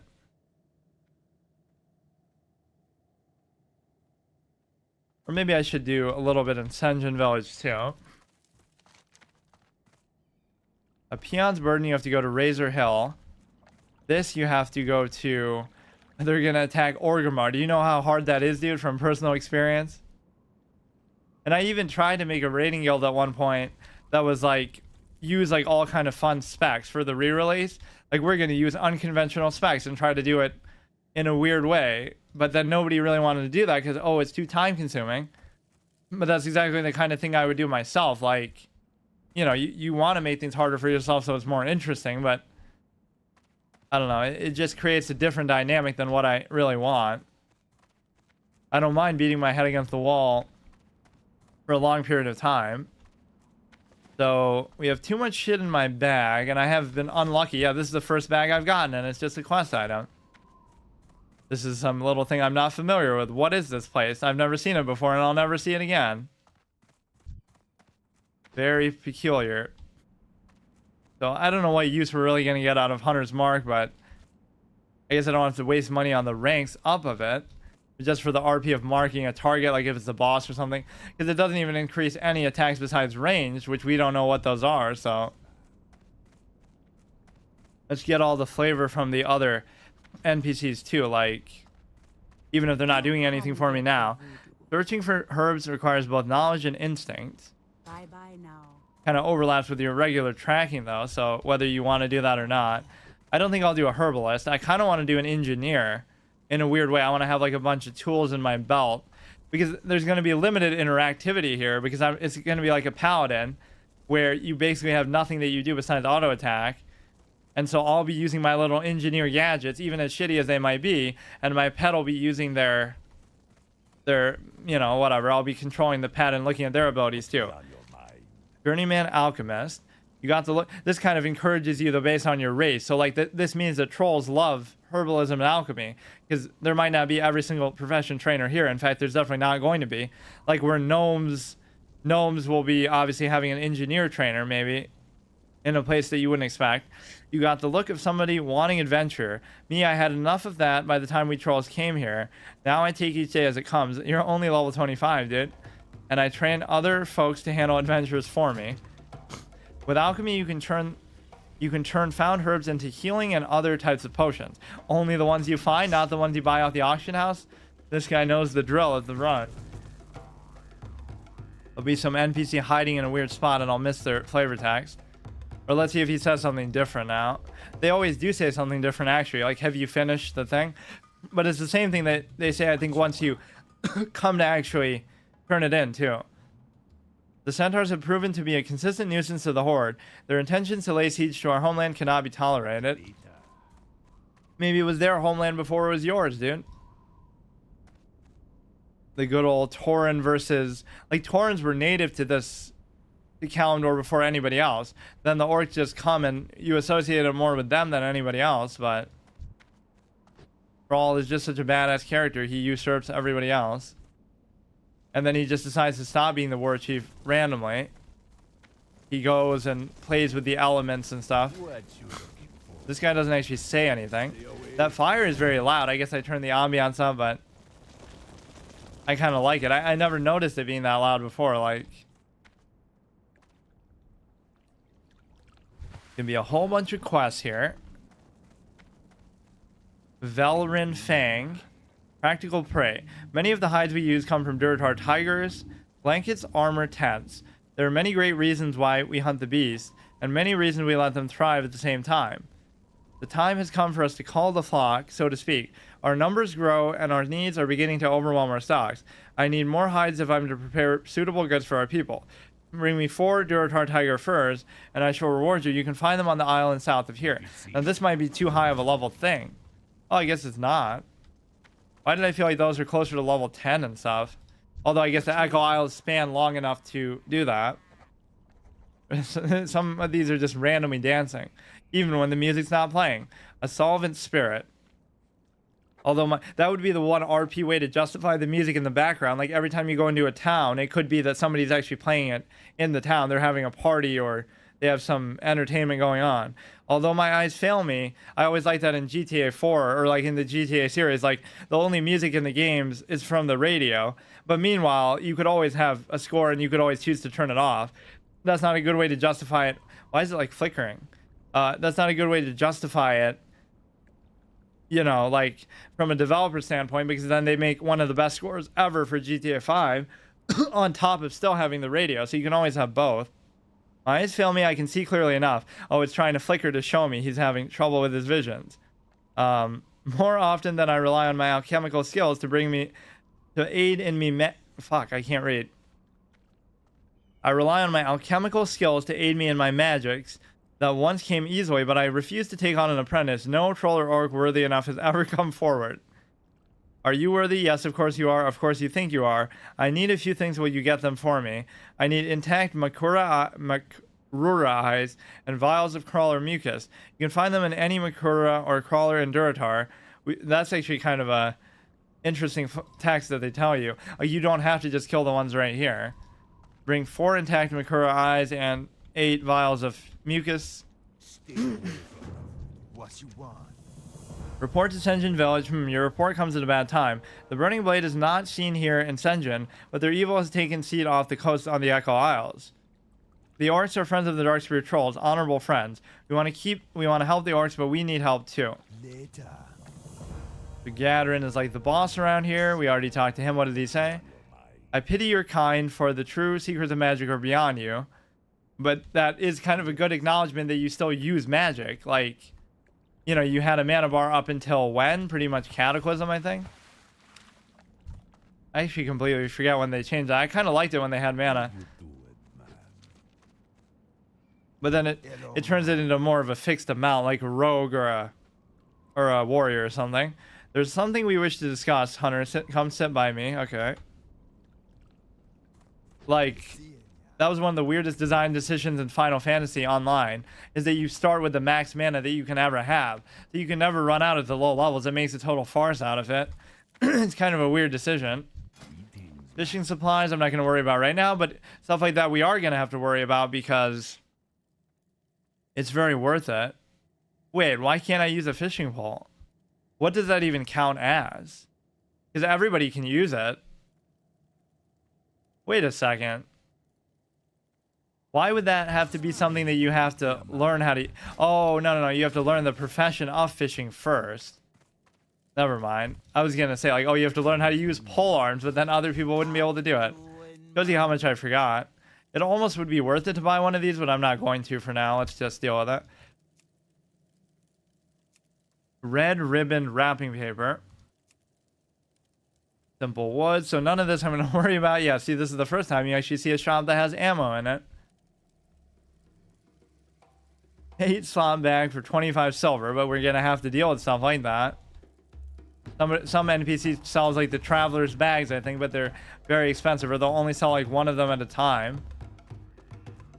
Trade supplies, skinny knife, mining pick, blacksmith hammer, mild spices, weak flux, empty jar. So I'm not going to worry about any of that right now, but it's kind of a good way to introduce fishing as a mechanic in the game. Like, you're right on the water too. Weapon merchant. Let's see if there's anything that'd be a really good upgrade for me. Tomahawk 4 to 9. A little more expensive than what I have, but it almost would be worth it to do that. Let's see if there's something even better that we get later. We can't use two-handed weapons for a while, I don't think. And so there won't be anything else I can use, period, just because of the type, not because of the level. If I get a little more money, I might actually do that, or I should look through the quest rewards and see if he's going to give me something better than that. Because, I mean, your melee weapon is going to matter a lot, because that's all you really have here for a while. Or ever. And I mean, even considering the pet, but I mean, you're relying on your thing completely. You don't even have any abilities that you can use. Like, I literally think the only two you ever get are this and Mongoose Bite. Maybe, yeah, they even use that as the icon, like to show you that's for melee hunters. Unless it's some talent that I get, but it won't be like a repeatable move. It'll be something with like a long cooldown. That's the problem with the talent trees in Classic, as interesting as some of them are, and as imbalanced as they are too. It's like there's too many passives, and then too many of the abilities are like short-term cooldowns. Like, they're not repeatable abilities that you can just keep using over and over in your rotation. Like, you get your little, what is it, like Wyvern Sting? It has a pretty long cooldown, I think. Or even like Repentance. That's not a very interesting ability for your final thing, but...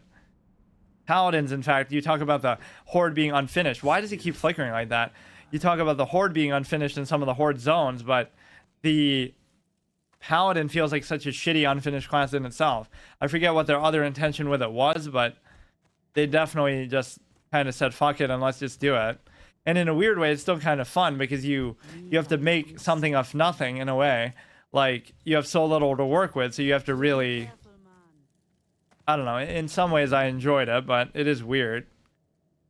We don't actually have a fishing trainer here, it doesn't seem like. Isn't that a bit of a troll? Or maybe it's somewhere that we haven't seen yet.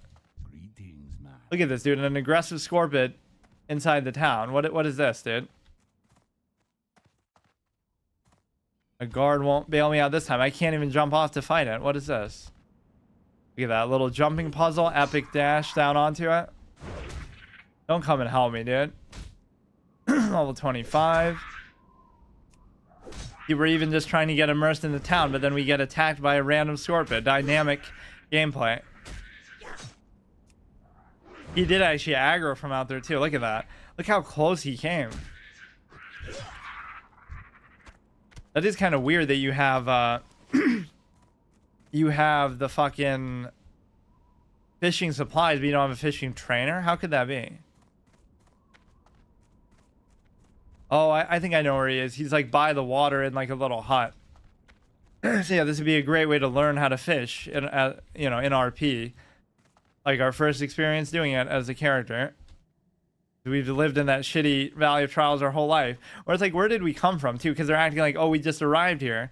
What were we doing before this? I guess just living in Orgrimmar and just... But it kind of acts like we haven't been to Orgrimmar, so... What have we been doing our whole life? We just grow up in the Valley of Trials, but then they act like they're seeing us for the first time, and we just kind of... Hello, man. Address all of their issues there very quickly. Trying to think if I'd want to commit to getting any of these to say like, oh, I'm for sure going to be a skinner. I think I'll be a mining engineer and try to make the best of what we can do. But I feel like I'll be at a big disadvantage because a lot of the stuff you would get is going to be very specific. Either you have to do a dungeon for it, or it's in a very specific area of the world, or you have to buy it off the auction house, none of which I can really do. So we'll learn how to fish. Try to get acclimated to these shops because you're going to be seeing these a lot.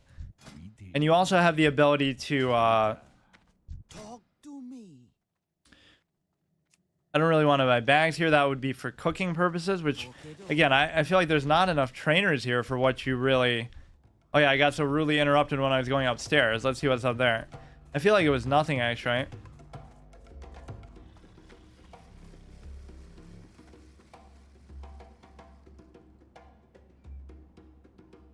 What is that? I thought she like put her hand above her head or something. Huh, she does it like from her chest. Don't be shy. Okay, so that's all good. Yeah, we have a bit of a scorpion attack going on the backside here. They get way too close. We can pick up a couple quests from here. I think we've talked to pretty much everybody here. You can't talk to her. Just having a good time dancing for no reason. What you doing, man? This is an anvil, but you wouldn't be able to really use it, I don't think. Like, I must be missing somewhere where the trainers are. The only trainers we have here are Herbalists and Alchemists. I guess you just have to go to Razor Hill to do it. So, like, every one of these... Or wait, there isn't always even a town like this on the way, right? This is kind of unique. Because, is there even one of these for the gnomes in Dunmurrow? Because it would be like Gnomeregan, but there is nothing. There might be a little gnome outpost, but aside from Keranos, which is like the equivalent of Goldshire or Razor Hill, this is pretty unique in the whole starting zones that you have like two towns like this right next to each other. It makes sense because obviously you have the bootleg welfare class in the troll, but yes, you have a butcher, but you don't have somebody to teach you how to cook. I guess you have to wait for Razor Hill. So the only mechanic we can introduce here is the fishing. I won't do herbalism or alchemy. Relax. There is something you wish to discuss. Come sit by me.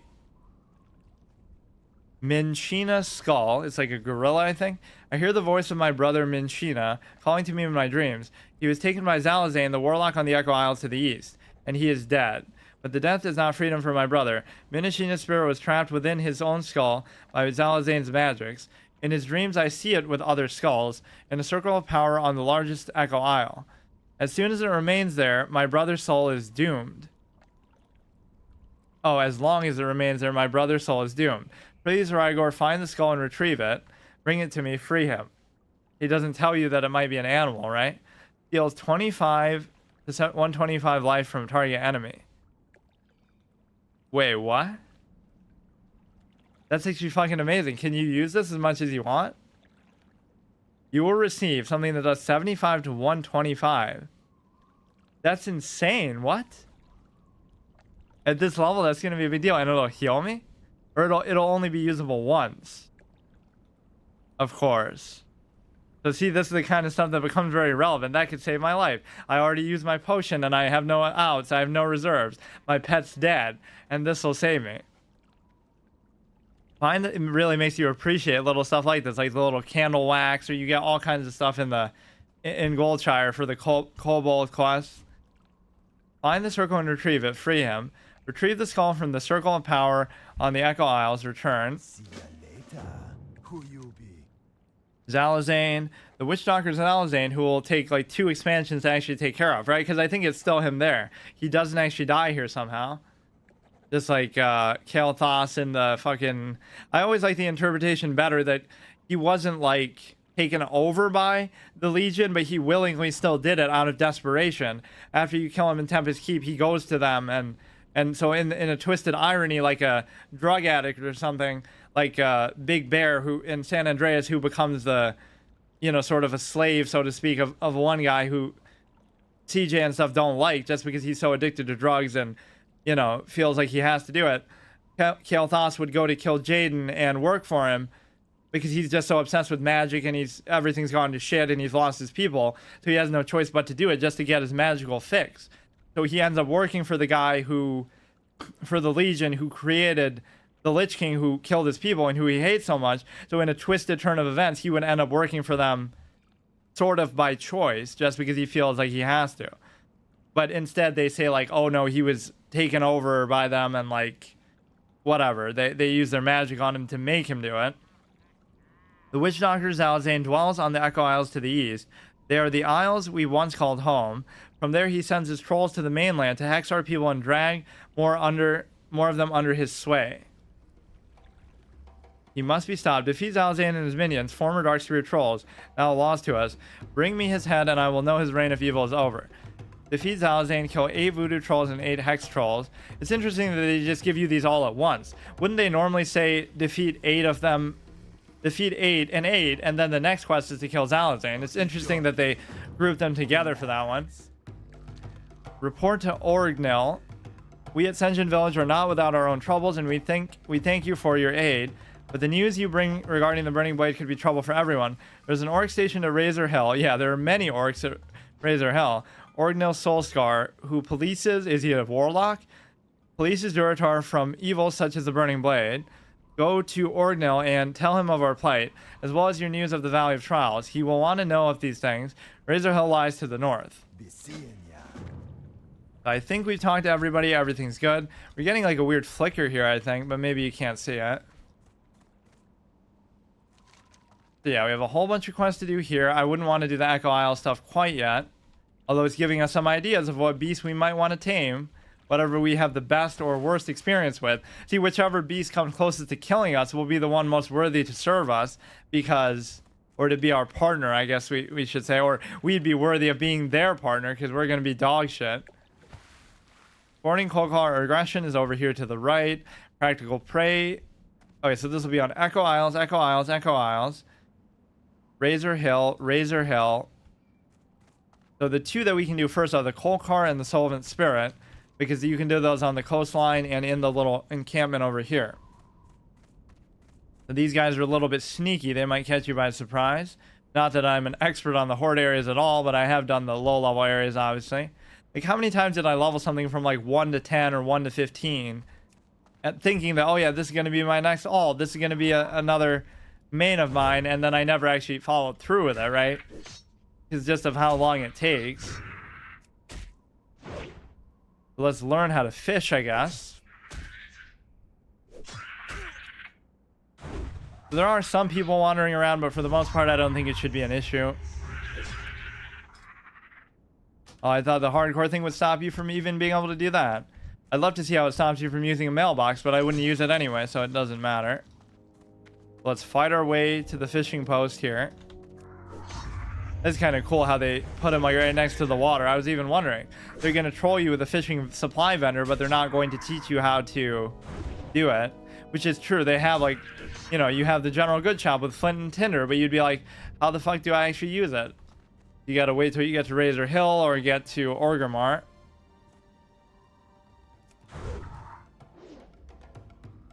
I mean, you might think I'll end up over leveled in some of these cases, but you're never really going to. Like, it's going to take so long eventually that...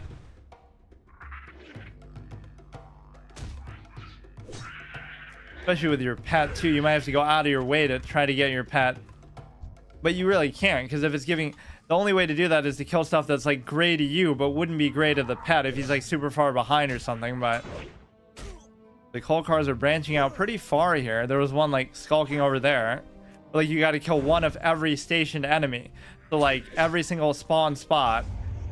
Oh, shit. Look at my health. I do have the potion, and I will get that sexy skull.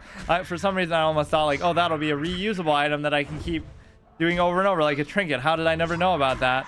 But obviously, it's a one-time use. Think about how broken that would be. Food. You can eat some food to regain your health faster. Click on the food icon. I'm just reading these for the fuck of it. In the action bar across the bottom of your screen. Food will not work in combat, however. Even if it did, you would want to sit down and get crit every 5 seconds to be able to use it. Now I'm getting a little overzealous going into these encounters with low HP. I don't even know why I have Hunter's Mark, but just to fill up the bar and whatever. We got to do a little favor for this guy. Clear out the Kolkar who are holding him hostage. And then he'll reward us by charging us to teach us how to fish. We get a view of the boat, which is the one that goes to like Ratchet.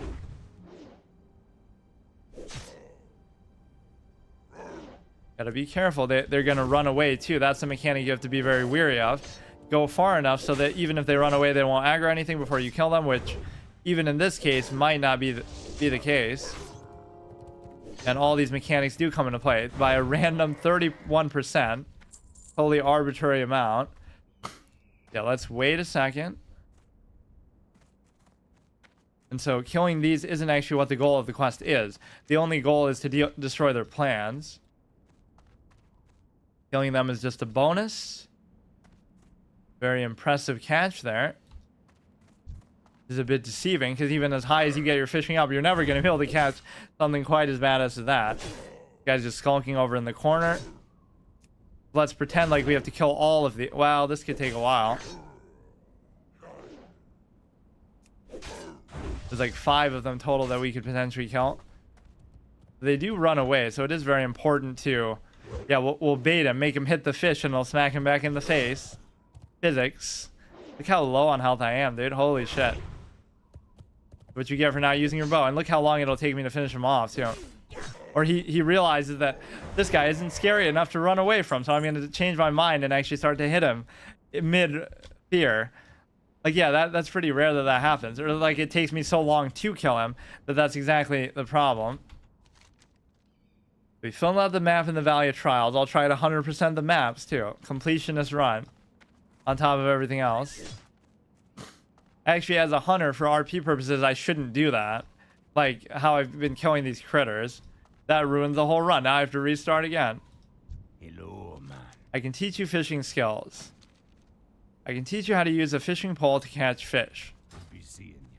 But he's still panicking. There's too many Kolkar around. I can't think straight. We have to earn his favor by doing this. So, see, I'm doing a quest even though I don't have a quest. This actually makes a certain amount of sense, too. Let's do this. It doesn't actually make us take more damage. That must be the orc one that I was somehow confusing with it. Look how hard it is for a level 6 to kill a level 7. Just base. This is how it's going to be. In fact, it's going to get worse because they're going to expect you to have better and better gear that you get from dungeons and stuff. Look, watch him change his mind and try to hit me. Oh, not that time. You got to wait for this, like every single enemy that you kill. We kill these two, maybe the other guy on the other side, but then by that time they'll respawn. I'm totally farming. I'm power leveling. Which, I mean, there's no rule against just killing random enemies. Okay, this guy's only level 6, and it does make a big difference. Now, if one of these dudes respawns, I'm kind of screwed. You do have to be a little bit weary of that.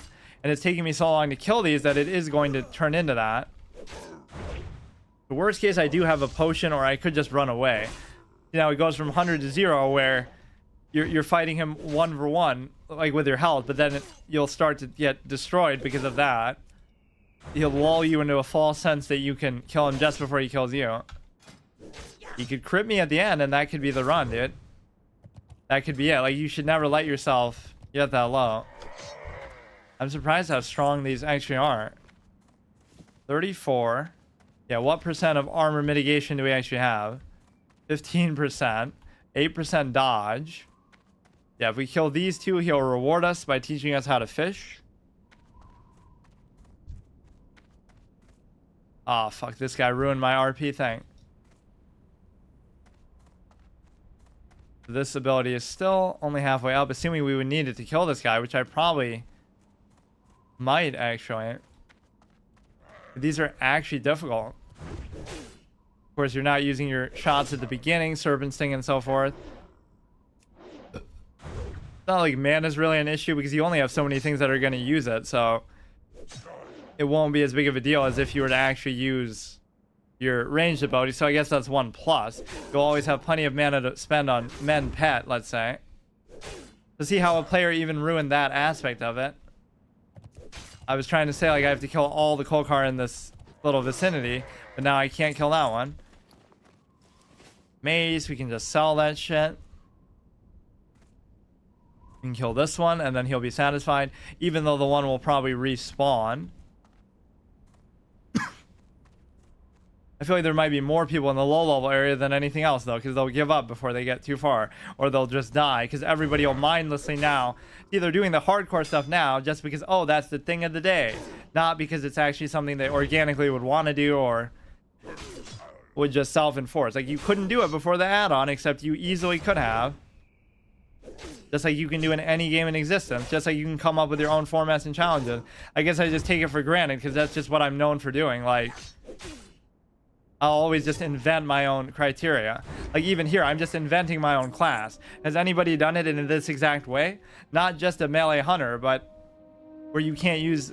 Because I thought I could do it in a light way. Like, oh, I'd only be able to use abilities, and then I would make a macro that cancels the auto shoot after it. So you would only be able to use Serpent Sting and Concussive Shot and stuff like that. But you would never be able to just shoot a blank shot with your bow, like a white hit. I don't know if that would work actually with macros, but assuming it would. But then I said, fuck it, I'll just do melee altogether. I like this. It actually blocks you with physics, which very few things in the game actually do that. So it's counting as like a building. I don't remember this being so conspicuous, actually. Good way to bait the wild animals to eat this instead of coming for you, I guess. He is level 14, though, so he shouldn't be worried. Yeah, that's a good thing to get. Perfect time to learn how to use it, too. See, a lot of what I'm going to be saying is going to be more RP intensive. Like, learn how to use it. Just press the fucking button, you dumbass.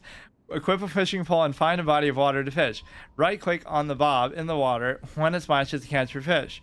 Somebody made like a way to do this, like, I forget how, like some hack that would let you do it without needing to be there. You could just AFK and it would automatically do it for you and somehow track where the thing goes. That's why they even did it that way. So like, why doesn't the bob just appear in the same spot? Because then people would have some clicker that does it for them automatically. Right click on in the water when it splashes to catch your fish. Higher skill increases your chance of fishing successfully in a higher level area. So now we should go and get the fishing pole. I don't really feel like I need to do any of these right now. So this is for Razor Hill. This is for the coast. This is for Razor Hill. This is for the Echo Isles. This is for the Kolkar camp. So yeah, we'll do these two first. Kolkars and the fish. One, like, just kill the... What do you have to do? Makura things are underwater and those guys are on the coast. Even this helps to characterize the trolls. Like, this is what they're all about. This is how their culture works. They're like all they like to eat seafood. It's kind of like the debate I had with somebody, or just a discussion where they're like, oh, how much does food choice matter in culture and stuff? And I feel like it doesn't matter at all because it's just arbitrary, right? Like, why would you take pride in stuff like that? The only reason why, oh, your culture eats more seafood than another is because you happen to geographically, historically, you lived by the water. So there's nothing wrong with it, but it's just like, I don't know why people get so caught up in stuff like that. If you like seafood, you like it. If you don't, you don't. It doesn't have to be like, that's part of your identity. Is, oh my goodness, you...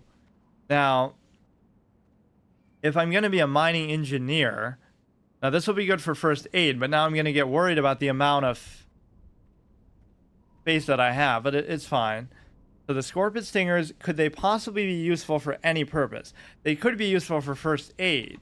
So now I'm maybe thinking too far ahead, but I can either buy a bag, because I'm really struggling with that, but I'd rather buy actually the weapon, because I feel like this will be good for a while. So I can barely afford that. Let's just do it. We'll sell the other one that I have. 3.8 damage per second. 2.0, almost doubles my output. It's pretty important because I was actually struggling to kill the centaurs. Now, what I really came here for was the fishing pole, which is this dude here. 23 and 50. Now, I don't remember whether you really need that or not, but you probably should have it. But anything that I think I might need for crafting could be relevant later, because on one hand, I don't want to farm for it, and on the other hand, you're not going to be able to get it anywhere else. Like, you can't be like, oh yeah, I'll just get it on the auction house later. So I need a little more money to be able to afford the bauble. Let's go ahead and do this quest to be able to do that. So this is supposed to be the clam meat, right? I keep thinking it's a practical prey one. So these shouldn't even aggro, or maybe the Makrura are aggressive. So these don't aggro together, but you'd still be weary of that. Certain things they'll call for help, like the Murlocs or whatever, or at least they'll run away. Slaughtering innocent sea creatures. Yeah, I'm really gonna fill out my bag. So the next 5 silver I get, I might have to actually buy one. I guess it's certain types of enemies that are more likely to drop them, like humanoid enemies might do it. It doesn't make sense as much that these would drop it. Or you could, in effect, you could say, oh well, you're technically getting it from their skin, like, oh, their hide acts as a bag, but that wouldn't actually make sense RP wise, because if you were to say that, you would have to craft it using like one of the professions. You wouldn't be able to just extrapolate that, oh my goodness, you're getting one organically from whatever, their hide. You might get the material to do it, which you do from skinning, but it's actually tailoring that makes bags. It's not leatherworking. So yeah, I'll keep the cloth. I'll keep anything that seems like it could be useful for me, which is going to really restrict my bag space, but oh well. The fishing is one of those things you can kind of do without feeling like you're over-leveling yourself, but quite frankly, it doesn't matter how you get there, as long as we just do it. Because yeah, a lot of this isn't going to be me power leveling, it's going to be me sort of RPing and just exploring. Like, I want to see what's over there at the edge of the coast, or I wanted to see what was on the other side of that cave with the guy, the burning blade thing. And there was really nothing there, it's just like a dead end, but... Or it was just a lower part of where that guy stands. Yeah, this guy caught me a little bit by surprise. He wants revenge for his brother that we killed, who was encroaching upon Senjin village there, who aggroed while I was still in the hut. You have the little racial ability to use if you're in trouble, which I might actually be a little bit in trouble here. I even upgraded my weapon. Like, what's going on with this guy? Why is he so strong? I'm very nervous about getting myself like to the 30% mark, because that's where they could do a crit or they could do some unexpected ability and just kill you. Like, some of these low level things can actually be quite brutal, like the Defias Pillagers and whatnot. You would never really expect them to hit like 100 per... Like, the Defias Pillagers do almost as much damage as like level 40 and 50 enemies do with their spells. So I don't know what the hell is the deal with that. It's not because, oh, you become more resistant to it either. It's like they legitimately do like a base damage, because it's not like level 50 enemy casters do like 500 health to you per cast. They'll only do like 100 or a couple hundred. Like, it's not... Wait, these actually seem really hard to kill, so I might only be able to kill them when my cooldown is up. Look how tanky he is. And of course my abilities are very lacking. They would expect you to use a bow, but even just killing something my own level is going to be a challenge here. Intact Makura Eye. So I'm in no hurry to get to Razor Hill. Let's do it like organically. We have to complete all the quests to earn our passage there. And this will actually take a while, but at least it'll give me enough money to be able to fish. It won't give me enough money to get a bag, so I guess I won't worry about that for now. These things are a little bit easier. That guy was kind of encroaching on the coast. I think you're mainly supposed to see them underwater. You shouldn't even engage this fight until you're at full health, but I guess this guy is a little bit lower level. I will get to level 7 here. Yeah, I'd love to do this one day with every single class, but it's going to take really forever to do it. And I don't feel that compelled to do a mage, but now that I'm coming up with these class builds, it might be fun. It might seem restrictive and stupid, especially considering how long this goes on for, but I like it because it'll force you to come up with creative ways to deal with stuff. We should do like a first person run too, but That's not really too fun either. What even is that? Like some wreckage of a ship? Oh, I'm technically underwater too. Where are these Makura things and where are they gonna scare me from? Pretty far out there. That's one big thing you're gonna miss here is the ability to pull stuff from a distance. Like even if you were a warrior, you could use like a throwing knife or something. But here I'm not gonna allow myself to use anything at all. Ranged. You're basically a warrior with a pet is the way that you could look at it. But without even as many abilities as you would really have there. I guess you could look at this as like a heroic strike kind of equivalent, but there isn't even a hunter trainer here, so you'd have to go to Razor Hill, or I'd have to go back to the only abilities you should be allowed to use until you earn your way to Razor Hill are the ones that you would learn from the first trainer, which I don't know what the next one would really be to make it worth it. I guess I'll check after this quest. I'll go back to the Valley of Trials.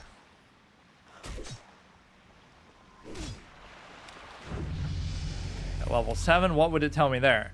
Friends, if there is another player you have enjoyed working with, what's that? Professions, your character can learn up to 2 professions, which it's interesting it tells you this at level 7. Like, why specifically that? To find or create items of value. To learn about professions, ask a guard in a major city. What's a major city, dude? I don't know what that is yet. Haven't introduced that mechanic. In fact, you would... No, I guess it does kind of spoil it with the map icons and stuff, but it's not like it shows you exactly what it looks like there. That was an exciting moment. Seeing Stormwind for the first time and like being a level 10. Although I guess I had seen the Horde cities actually before the Alliance ones. I mean, the Horde seems kind of more badass, right? Like they almost seem like the bad guys. They're like literally badass. But yeah, the Alliance seemed like the goody two-shoes generic kind of whatever. It's almost like I deliberately chose the Alliance then after a while because it seemed less interesting, not because it seemed, oh, it looks kind of cool in the reflection like that. That is actually an awesome effect as you're fighting them. I'm gonna have a PvP battle like that to actually see what it looks like. But no, Swifty, when he's listening to Xandria, Fire of Universe, like jumps in the pool in Negron. I remember that. There's so many iconic songs that I associate with those videos. There's very few of these things, huh? Yeah, it was like level 10 before I even entered Stormwind, so it showed you I was taking my time even that way. And I wouldn't really play games as much then, right, as you become used to over the years. It's almost like WoW kind of ingrained you to be able to do that. It wasn't normal for me to like, oh, play a game for 10 hours in a day. You'd play for like 3-4 hours at most, even maybe less than that. So if you play it in the context of a single player game, like, oh my goodness, it never took me more than like 24 hours to beat a game was like some sort of measurement I had for some reason. And then all of a sudden now it takes me that long to get to like level 20 or maybe even less than that, because that's just the nature of this genre, which was good, but it was also kind of overwhelming at the same time. At least those things stack. Anything that's white I'll consider keeping, but until we get to the bank and stuff, it's going to be a big question mark as far as how much I can really carry. So don't accidentally drown yourself to death either. That could end up happening. It's the sort of thing you might not be paying attention to. And if that's like the last hit, oh, I could totally see that happening. It's not that it'll kill you because it does so much damage in 1 second before you notice, but you'll be fighting something in the water, under the water, and then they're sort of starting you in an area where that's more likely to happen. And then you're almost dead from the enemy, but you're like, okay, I have enough health to be able to survive and finish him off. And then the one tick of the breath running out is going to finish you off. Yeah, let's enjoy this reflective vibe here of seeing the enemy in there. Oh, it's not as good here. You got to be kind of deeper in the water. But these things are a joke. This is the 2-level rule coming into play that I'm talking about. You should always try to shoot under your level even. But by shoot, I mean that metaphorically, because we can't actually shoot anything at all. So where are the Makura dudes? You got to go like way further out, I guess. You got to pay attention to the breath. We are not an undead. So we still need one more of these. I guess this would help you find them, but Doesn't really matter. I forget when you even get your next tracking. You end up getting it for pretty much everything. Demons, humanoids. I mean, the humanoid one is kind of stupid because it'll even show you your own friendly NPCs and stuff. So put that on in a town, and your screen will just be completely flooded. These are a joke. Getting so many crits, dude. It seems like my crit chance is way higher than that would indicate. Sometimes they do troll you with these drop rates a little bit. Like, oh, the quest says only pick up 3 of these items, but they have like a 1% drop rate. Whereas like, oh, this says kill 20 enemies. It makes it seem like the 20 enemy one would be a lot more tedious, but there's some really annoying ones. I thought I saw Makura over here. Here he is. Which this won't even pick it up before I can see him. So what good is that? Or those aren't considered beasts, I guess. I like how that one mission in Warcraft 3, I was just doing Warcraft Reforged for the first time, just trying it. The rotten apple of the series, I suppose. That's what we get instead of Warcraft 4. This is what MMOs do to companies. When they become their cash cows, they just completely lose perspective. As if you wouldn't prioritize making Warcraft 4. And then there's that one mission where Senjin gets killed by the Murlocs, but like there's underworld creatures, and it's like all kinds of just random stuff like gnolls. It's supposed to be like all the stuff that Ajara controls. Like he even says that line, like they don't say Ajara specifically, they don't name her, but they say like, oh, this woman who lives under the sea, and they're trying to create like a tribute for her. So that is kind of a good reference to her nonetheless. Yeah, it's all kinds of random enemy types that probably wouldn't make sense to really serve her, or I guess more so like stuff controlled by the old gods. Yeah, they use like almost every enemy type in the game. There's dragons there. There's like rock giants, rock elementals, just everything. The only ones that really make sense are the Murlocs, or like sea creatures that would have to do with that. So even the food, I'm being a little bit too stingy maybe with keeping it, but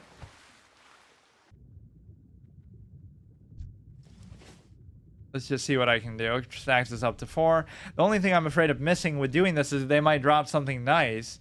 Like eventually they're going to drop greens or a blue or something, and then I'll miss it somehow. Just because I'm so jaded to the fact that my inventory is full. This is where you have to go to get like Berserker stance as a warrior. We're like almost on the cusp of touching the Barons here. You have to be careful not to aggro something crazy maybe. There was this classic moment in Ungoro Crater, like where I come upon a big dinosaur that's about to kill me, like an elite, maybe the big Devilsaur, and I go into an area as I'm running away from it called Terror Run. There's a place in Ungoro called Terror Run, and it's like the perfect timing. It's like the game is telling me to run away from this big ass fucking dinosaur, but it's actually just coincidentally the name of the place. Or maybe you're like more likely to find it there, and that's why. But he kind of pats around the whole zone, I feel like. That's one of those old school moments that would get like 1 million views if you had uploaded at the time.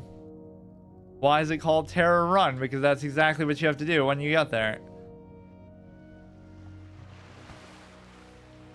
I feel like I don't know what the dinosaur enemy type has to do with anything though. Like, are they natives to Azeroth, or were they somehow brought here by the Titans too? Or like, I don't even know. Because most of the stuff can be explained by one thing or another, but that is kind of a random one. Which I guess a lot of it, they just hadn't thought of it at that point, but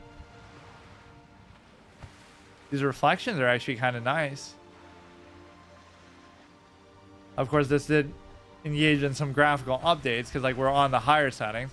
Before I was just playing it on like the actual 7 out of 10 or the classic settings or whatever. Of course not because my computer couldn't handle it, but because just to kind of get the classic vibe. It's not too bad, but I feel like there are certain times where the grass really stands out too much. It's like in GTA 5, grass ruins everything. It causes your frames to drop, not because of the graphics being on ultra, but because of the grass being on ultra settings. Just because there's so much of it if you're like out in the wild and stuff. Not that you would think of that with GTA. That's more like a Red Dead thing, or you know, yeah, there's more grass in GTA 5 than there is in Red Dead because it's more like a desert there. Whereas with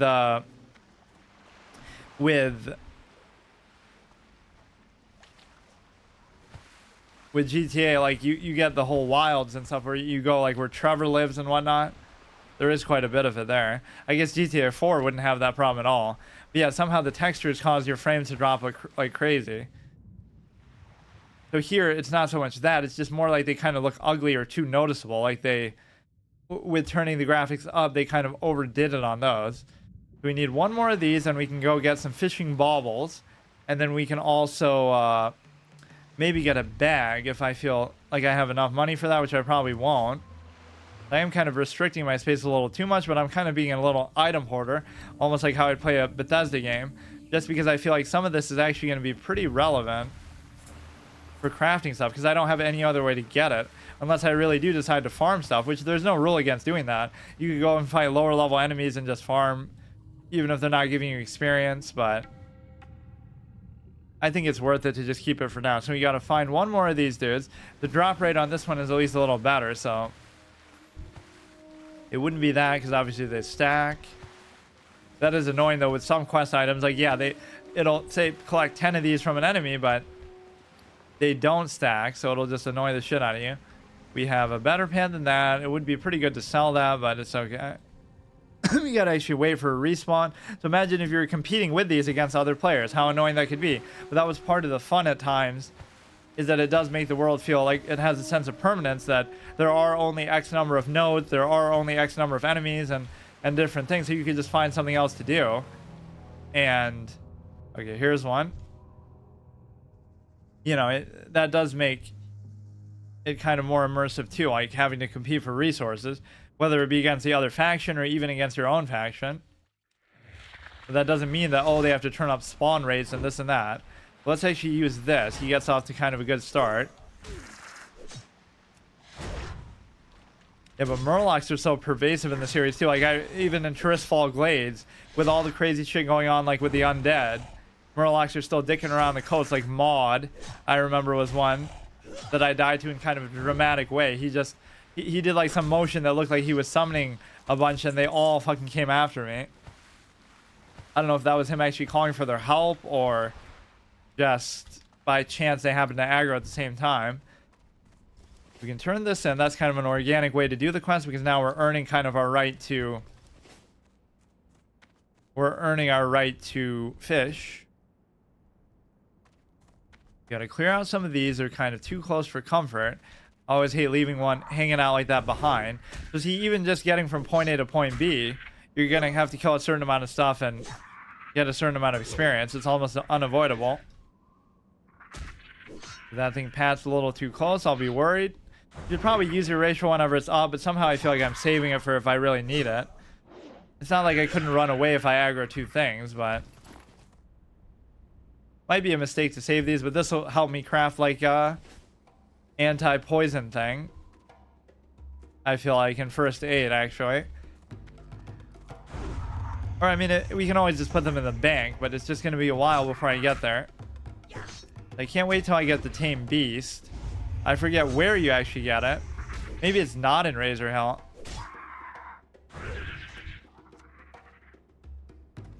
I did play an Orc Hunter, I mean, up to level 25. That was one of my first characters, actually, but this village seems to have a bit of a flickering problem. Just wait until you see Orgrimmar, I guess. That'll be even worse. Let's go in here. So I got the best in slot weapon for this level, given the circumstances of only being able to use vendors or drops. Presumably, at least. Got to get to Razor Hill for something better. Sell this. Yeah, arguably keeping some of this food just isn't worth it, but I'll still do it for now. Stay away from So give me the bauble. Greetings, man.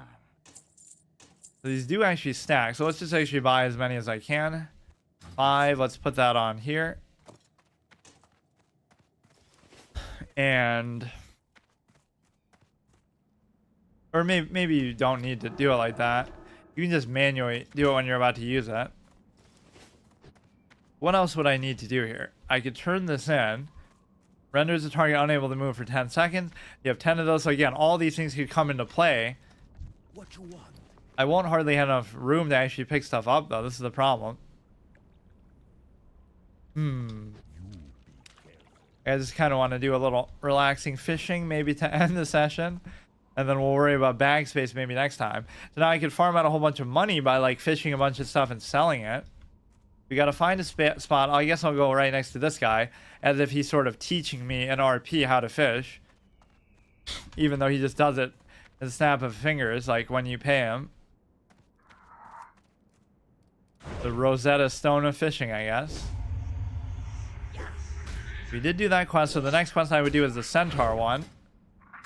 Level 7. Oh yeah, I also wanted to go back and check. Actually, before I do this, let's check with the Razor Hill. Or sorry, with the Valley of Trials. Just to see like what kind of abilities maybe at level 6 I could have learned. Or see like how far they go. I think we pretty much learned everything you could though. So the next Hunter Trainer, you really have to just wait for Razor Hill. We'll just have to go with our Dinky Raptor Strike for the time being. As if anything we learn is really going to help us too much anyway. Or like Wing Clip, but I don't think that really does damage. But that is a really, really strong ability. Anytime something gets close, you can just do that. And then, like, even if you were to use Blessing of Freedom or remove the slowdown, you can just keep spamming it. So at some point, you're going to get it to stick on anybody. Even if, like, a warrior has a way to get rid of your concussive shot, then you'll just immediately do that. So it doesn't matter. I remember some pretty fun interactions, though, like with hunters having like aspect of the cheetah and stuff on. As like a warrior, I would just throw like my heroic throw or something at them, and they'd be too stupid to turn it off, so then they'd get dazed. Of all classes, it's the most satisfying to do that with a warrior.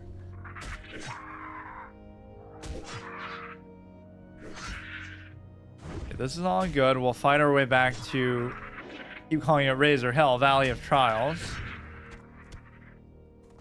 I'm getting a little bit too confident by going in here with less than max health. I like how WoW only has one category too for all the expansions. Like, imagine how many over time if they re-release all of them. But I guess they took down BC right away. As soon as Wrath came out or whatever, they just completely abandoned that. But they kept this around. That's interesting. Because yeah, see, they even misinterpret the meaning of Classic. Like, people don't just want Classic, they want the option to play different things. Like, even I wouldn't mind them doing a Classic Cataclysm, as much as people might mock the idea. There's like an article, Cataclysm misses the point. But the real point is, that's what I did actually with Cataclysm, is I just flew around the world to see what was different. And so it was almost the same thing, like a sightseeing, exploration, flavor text. There's like this really cool spot with like goblins, and it was like a sauna type of area that they created out of something. Like, the beauty of what they did with that is some of it's good and some of it's bad. So it'll turn a forest into a desert, it'll turn a desert into a forest, vice versa. So that's the whole thing. It wasn't just like everything goes to shit all of a sudden. But yeah, I would like a chance to explore that again, unless it's still the same, which I feel like it wouldn't be. But yeah, I'm not even nostalgic for vanilla, I'm nostalgic for Cataclysm, because I want to see how it was when they first changed it. Assuming it's not the exact same now. And a lot of people hate that, but I kind of don't mind it, because after 3 expansions of the world being basically the same in the original zones, they made some minor changes here and there, and especially to quests and stuff. But for the most part, you know, you saw it for 3 expansions, so that's okay. It's only natural they would want to move on. And that was kind of a creative way to do it, to have Deathwing kind of tear that shit up. You kind of feel the presence of the main villain of the expansion in every little speck of the world. It's actually kind of brilliant in a way. Of course, I didn't play Cataclysm, but I just like the changes. That almost makes me want to do a session of just go in modern WoW and just fly around the world. I don't even care about, you know, doing anything or leveling. Yeah, I don't feel like they made hardly any changes from Wrath to Cataclysm as far... Oh, I kept acting like that was gonna... If he gives me that, it'll fill up my bags, but I didn't realize I'd be giving him the item, so it actually would have cleared up space. I just wanted to check with the trainer here. So we made more progress the first episode where we went to Senjin Village. Now we're still in the Valley of Trials, but only by choice. How you doing, Serpent Sting, Arcane Shot, so yeah. We would have learned every ability you even can learn here. So she totally bold-faced lies to you by saying, I'll teach you how to tame all manner of beasts. Now we can go on a little fishing expedition. Was there like a little bit of pool of water here too? We could try this one even. Yeah, we're not good enough to fish where that guy does, so let's try it here. Is it even deep enough to do it, I wonder? Be kind of a troll if it's not. Oh, it is actually. Wow. Yeah, we can work on our fishing a little bit. And then what else did I want to do? Basically just the centaur quest. Next thing we want to buy is the bag. I admit I didn't really use these professions a lot in most of my experience with the game. Water's too shallow all of a sudden, but it wasn't just before. Make up your mind. It's got to dynamically choose the right spot for you, I guess. But it doesn't know to do that. It makes you actually have to go through and do that. That's interesting. To waste nothing, so we got to do a full 10 minutes of fishing to make this worth it. I probably won't do that, but... or if I log out, it'll last till the next time. Yeah, we should discover, like, what's every single body of water that we could potentially use up to this point. So this is one of them. Let's see what other ones are here. Or would it actually help me with the map? Oh, it actually... See, that's like one of those subtle things you barely notice. Even a body of water this tiny actually shows up there. So for the purposes of fishing, not that it really matters. That's really cool. So you would know you're not missing one. How can it be too shallow? Really? So that one was better than this? There must be a point here you can actually fish. Oh, here we go. It's very picky, but these are still doable. Like, what is more shallow or less about that than anywhere else in the thing? I guess just maybe not the middle part. I do find that fascinating, though. Like, I understand a really big lake would show up on the map, but even these dinky little things do. Fuck, I messed it up.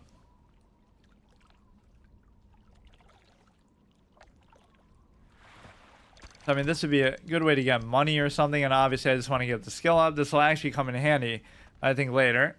And just for the immersive element of doing it. See, I'm more interested in doing it for this purpose as part of this playthrough than I probably ever was before. I never really felt the need. Sometimes less is more, right? Because I feel like I need it and I don't have the auction house and I don't have other mechanics at my disposal, which I didn't have actually in the other playthroughs either. I don't feel like I use it much though there either. I did it on the warrior just because you feel like you need every little thing you can get. So if you can make any food with it or whatever is helpful. So this I feel like has to do with the... There was that little jump glitch you can do in the other place where you can jump like into the river next to Orgrimmar.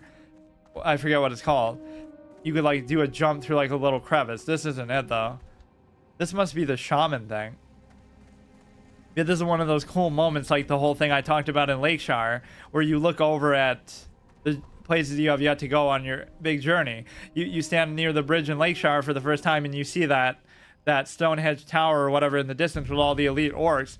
You're like, one day I'll be strong enough to go there, and it'll probably be the same day because it's the same zone, but you know what I mean? Like, you get to see... I feel like most zones actually don't do the best job of that. Like Ungoro, you can hardly see in the distance. It's very foggy and hazy and everything's just kind of green. Yeah, this will be like pirates and stuff. That'll be some kind of an NPC with another one of those shark things. But you wouldn't dare to go there now because there'll be like shit in the water that's going to kill you. Scorpion worker. I actually forget what is here.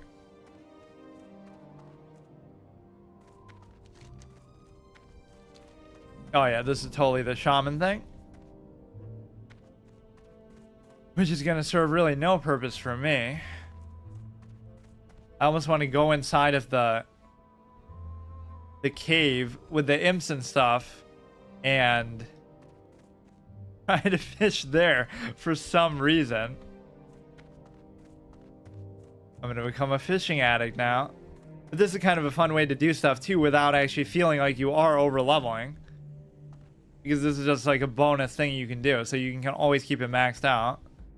it's always good to do as you're going through, so you don't feel like you ever have to come back and farm for it or like just spam it out. You can always just do it organically, do a little bit here and there whenever you find a body of water naturally. Or like same thing with bandages and whatnot, just craft it whenever you have the chance. Yeah, let's end off by doing the fishing in there, and then we'll go back to Senjin Village, and or maybe I won't even. Then I'll make the trek back there, and then next time we'll fish with the actual proper guy, since now we've learned how to do it by doing it in these 3 random pools of water all over the place.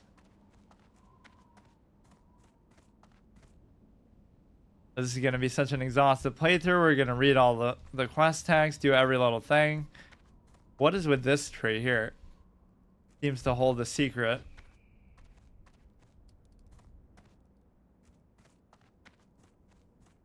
Yeah, it's just the best way to explain this whole sort of cynical argument for like one last time is like, just imagine if people played single player games like that, and then you would realize like most single player games are easy. Some of the best games of all time are considered pretty easy, and they'd be even easier if you looked stuff up or you were, you know, min-maxing going into it like that. And the way that people might defend it is by saying, for example, well, it's different when you play the game already and like you've already experienced everything there is to experience. But that's kind of part of the point, is that I doubt people have really experienced every little thing in the game. There's still so much more. In these cases, I don't mind it too much if you just happen to see a player, but it's not like, it's more so for combat purposes that kind of annoys me. Just like, here, let's just sell these, even though we'll probably get more. They certainly don't inspire much confidence with how much money they're actually going to give me, though, like that. But over time, they will. So why do you see so many high-level people fishing in, like, major cities like Orgrimmar if that's only going to give you stuff up to a certain point? Unless those pools are, like, a lot better. You would have to go to a high-level zone to fish to be able to get something actually really good. So if you were to use the map, assuming we're filling this in ourselves, so it's acceptable to use it, like, you're not cheating the RP by even doing that, because, you know, you only know where you've been, so it doesn't feel too bad. At least very specifically. Like, you know the Barrens exist, but you don't know exactly what's there. Aside from the cities, I suppose. Yeah, I think I didn't even know that Wailing Caverns existed. Oh, we only have 3 minutes, or we fail the whole run. Let's say we have to get there without using another bauble.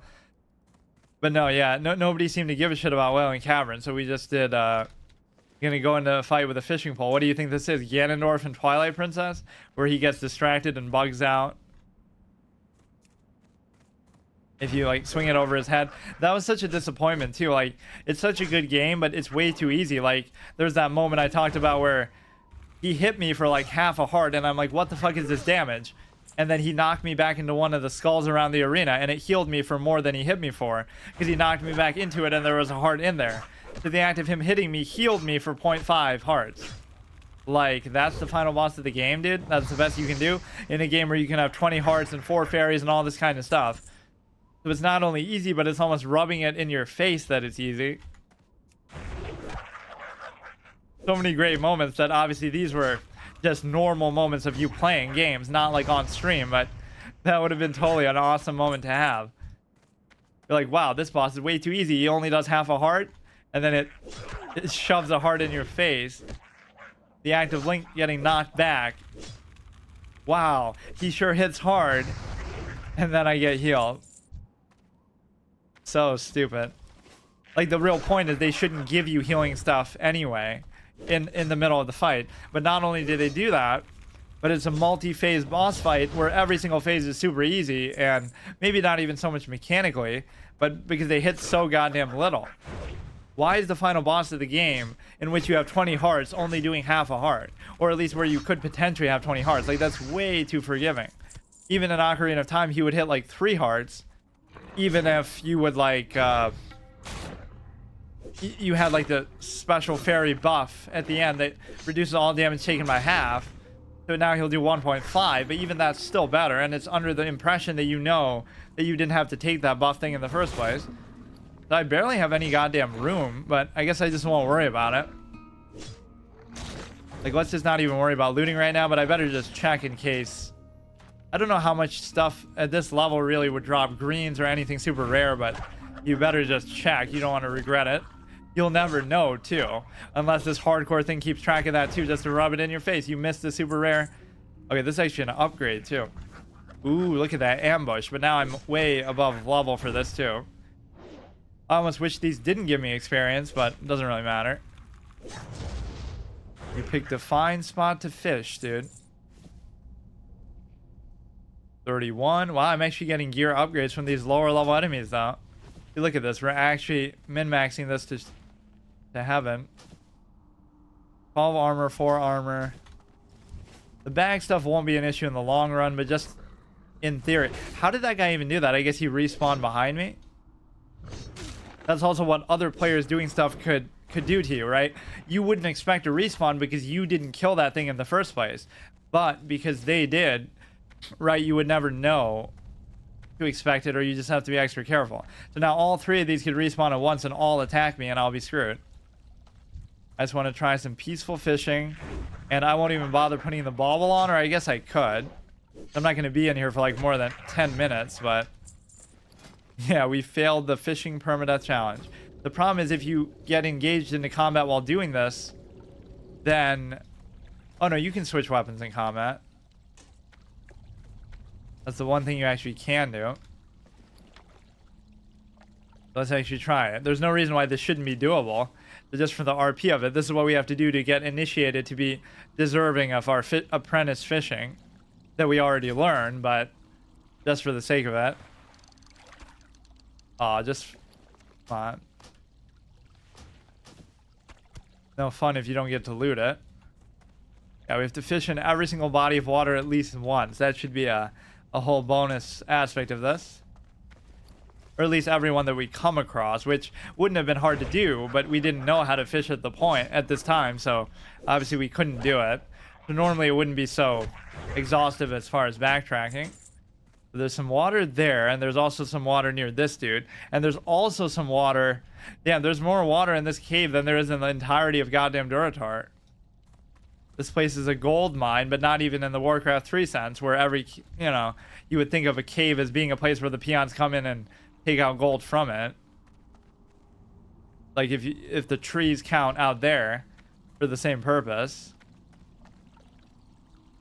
So there's at least a couple more bodies of water. See, I'm not doing this for some kind of achievement or anything. It's just like I was an achievement hunter before there were achievements, as I always said, like they came out in Wrath, but I would always do stuff like that anyway. I would try to fill out every corner of the map. You better not really interrupt me while I'm doing this. Oh god, now that would sell for a lot more, but just for the sake of it, we'll do that. Let's go ahead and pick one up at the... There's one in the bottom there, and there's one on the bottom here as well. Look how lackadaisical they are. I guess that's partly because they're a lower level than me too, but basically they were having trouble aggroing in the first place too. Oh, that one actually stacked on me too. Am I ballsy enough to jump down here? It's a pretty bad idea. But it is a lower level area, and he didn't even notice me doing that. I almost just thought that wasn't magic. It was just like some kind of crack in the roof that would, you know, give it a little bit of light just conveniently. Ragged leather gloves is going to be, what, 17 versus 21. Oh, shit. Got the pack coming through. Just still play it smart. Get your fundamentals right. I haven't played this game in a couple years, so regardless of how experienced I am with it, you know, the only time I played it was like in January this year, and then before that, yeah, it really had been like maybe 2 years. I played it a lot when Classic first came out, but that's what I mean. Like, even as much as I played it, I don't know it like the back of my hand the way that some people seem to be so sure of themselves with. So there's one more body of water at the bottom there. I like how picky it can actually be there. Didn't land in fishable water. Then where the hell did it land? Like, I'm in front of it, but it's probably hitting the pillar there. This guy won't even notice me as I'm doing this. Nice pat.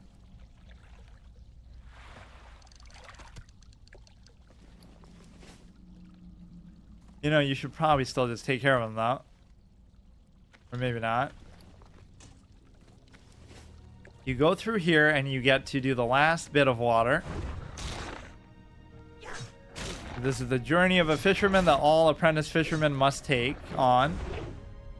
We only got it to 9 in doing that. Then we earn the privilege of being able to fish where that guy does. This is actually an upgrade, and I don't know what to get rid of.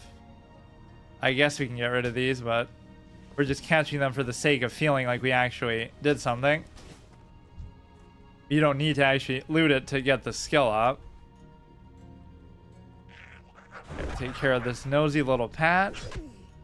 See, we only have 1 potion in reserve, and we won't get another one for who knows how long. So it's actually super important to account for stuff like that. There is no way to just get an infinite supply of stuff whenever you feel like. The way that, you know, might be the normal experience, whether it be because you have a main or whether it be because you have the auction house or whatever. Every little resource is valuable. Although you will be able to use NPC shops, so to some extent that won't be that big of a deal. This guy's actually a Pat. The other one won't aggro. You shouldn't really play it like this though normally. If you're going to just be fighting level appropriate enemies. You could totally look at it, this is degenerate sort of farming experience, but that's not actually why I'm even doing it, so I don't even care if you say that.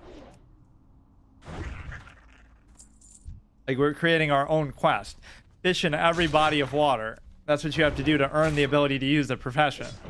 And like how we had to clear out the coal cart around the fisherman to earn the ability to speak to him. He's all worried about getting killed by them, so by saving him, we earn the right to have him teach us how to fish. Now, can we fish from this very sexy angle on top here? Oh, this is awesome. Pretty safe zone too, that nothing's gonna exactly attack you from this exact direction. Maybe it is just me. Maybe I overestimate people. I have a way of just doing stuff in a certain way that makes me enjoy it more. Even if it's not that good. Like Anthem, I can acknowledge, is a flawed game in a lot of ways, but at least I give these games a proper respect. And if they don't deserve it, then sure, maybe I shouldn't waste my time on it in the first place, but the main thing I wish it just had was more boss fights, which seems ridiculous that it wouldn't because, you know, especially as a multiplayer co-op type of game, that's the #1 thing you should have, because you get to show off like everybody's different role, and like one guy's a tank, one guy's a DPS, and such, and you work together to take down the boss, except there are no bosses. Or maybe they save them all for the end game, or maybe they're all just like generic enemy types, like the guys with the shields and the guys with the whatever. I do want to do a 2-player stream one day of one of those old series I used to do. It was like Pokemon Coliseum, where she had never played the game before. Path of Radiance and Pokemon Coliseum, they were super fun. You're making single-player games into 2-player games by like passing the controller and like each choosing units. So, like they controlled Umbreon, I controlled Espeon, and like so on and so forth. So you always have a double battle in Coliseum, so it was perfect for that. And they got dibs on choosing which Pokemon they wanted. So every time we caught like a set of 2, for every 2 they got to pick 1.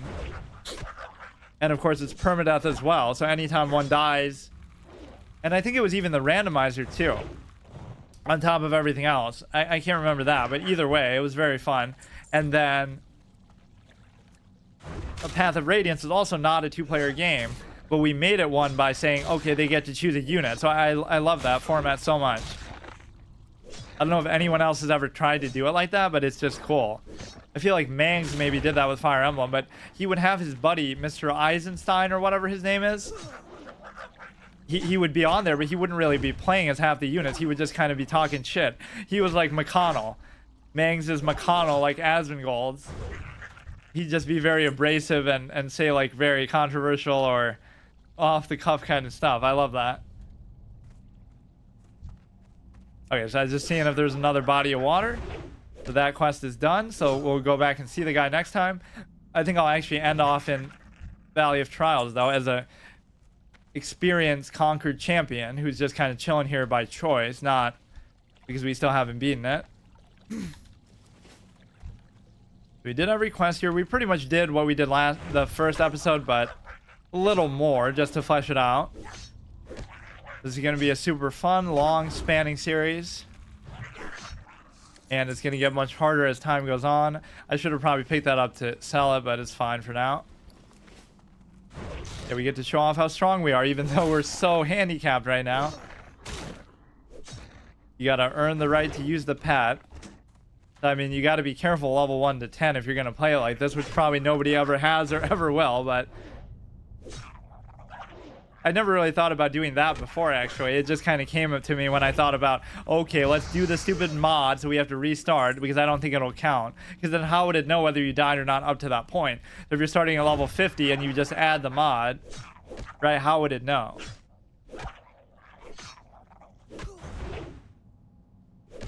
But it won't show my other 3 runs because obviously the mod probably didn't even exist then. Not that I really care, but I think that was my big mistake. Although you can't blame me. Imagine streaming 6 to 8 hours every day. Okay, this dude's actually gonna aggro. 6 to 8 hours every day and being able to save all your VODs all the time and this and that. It just wasn't something I really cared about. But now I realize if you did it on stream and nobody was watching or hardly anybody was watching, it's almost like it never happened. And not even like it's a flex thing, like who cares? Yeah, literally the flex format. Although this technically isn't anymore. It was just to introduce it as a possibility to do as a series, which it now is. But no, it's like, it's not even to sort of show off or brag about it. It's more just, there were so many fun moments and stuff. Like the 7-hour Calamite experience was so funny that I was kind of raging. And like the first time I fight Calamite ever, and it's my strength only character. It's a hard mode of a first playthrough of Dark Souls 1. I'm fighting Calamite and I had just beaten Manus and Artorias, and I'm feeling myself like, oh wow, that was so good. It only took me 2 hours. People were saying, wow, it took them longer to beat them normally in a normal playthrough, let alone with this hard mode condition of only being able to pick 1 stat and only be able to use 2-handed weapons. But then we fight Calamite and I'm like, oh, this is going to be a joke. And then what happens? I get him to 1 HP the first time I fight him, and I'm like, wow, this is going to be a face roll. Wow. I almost just died on purpose because I didn't want to be over that fast. I got him to 1 tick. 1 more hit would have killed him. And then 7 fucking hours later, it took me to beat him. Now, I don't know if it was because I got lucky the first time or because it was like a psychological thing. I was just doing it on instinct. And then I started to get in my head like, oh, he's easy, so therefore I played differently. It's like what I do with chess. I'm playing against garbage players and I destroy them, but then I keep thinking that they're garbage and then I do stupid things that I wouldn't normally do. You have to still treat the game with respect, even if you don't treat your opponent with respect. Like, play it the right way and don't worry about what they're doing. But it's hard not to get in your head like that. So we're level 7, almost level 8. I really forgot whether I was level 5 or level 6 on the other check, where I left off in Sense of None. I feel like I was 5, but maybe I was borderline 6. So I wouldn't have even learned every spell. But of course I was cheesing because I was using my bow. What a degenerate, horrible thing to do, right? Hunters shouldn't be allowed to do that. Oh, I love my formats, dude. That's the one thing I'm better at than even hard mods and permadeaths, as far as actually doing them, is coming up with them. Literal innovator with some of these formats, like Mario and Luigi Superstar Saga. You're doing a level 1 run where it's like, you can't fight anything besides bosses, and you might say, oh, how is that even possible? Because you couldn't do that in Paper Mario, because, you know, you can mitigate damage, but you can't mitigate all of it, so you'll still get killed. With that, you can mitigate everything, because you can just, when you jump over an attack or something, you mitigate 100%. So if you play it right, you can do a hitless run of Superstar Saga, and I'm not a fan of hitless runs because it requires you to play the game over and over. So I make a hybrid hitless run where it's like, you can still get hit, but hardly at all. And you can only fight bosses, so you'll only level up from them. So it's effectively a level 1 run of a turn-based game because of how beautiful the mitigation works in that. Just mitigate the damage, which you can do.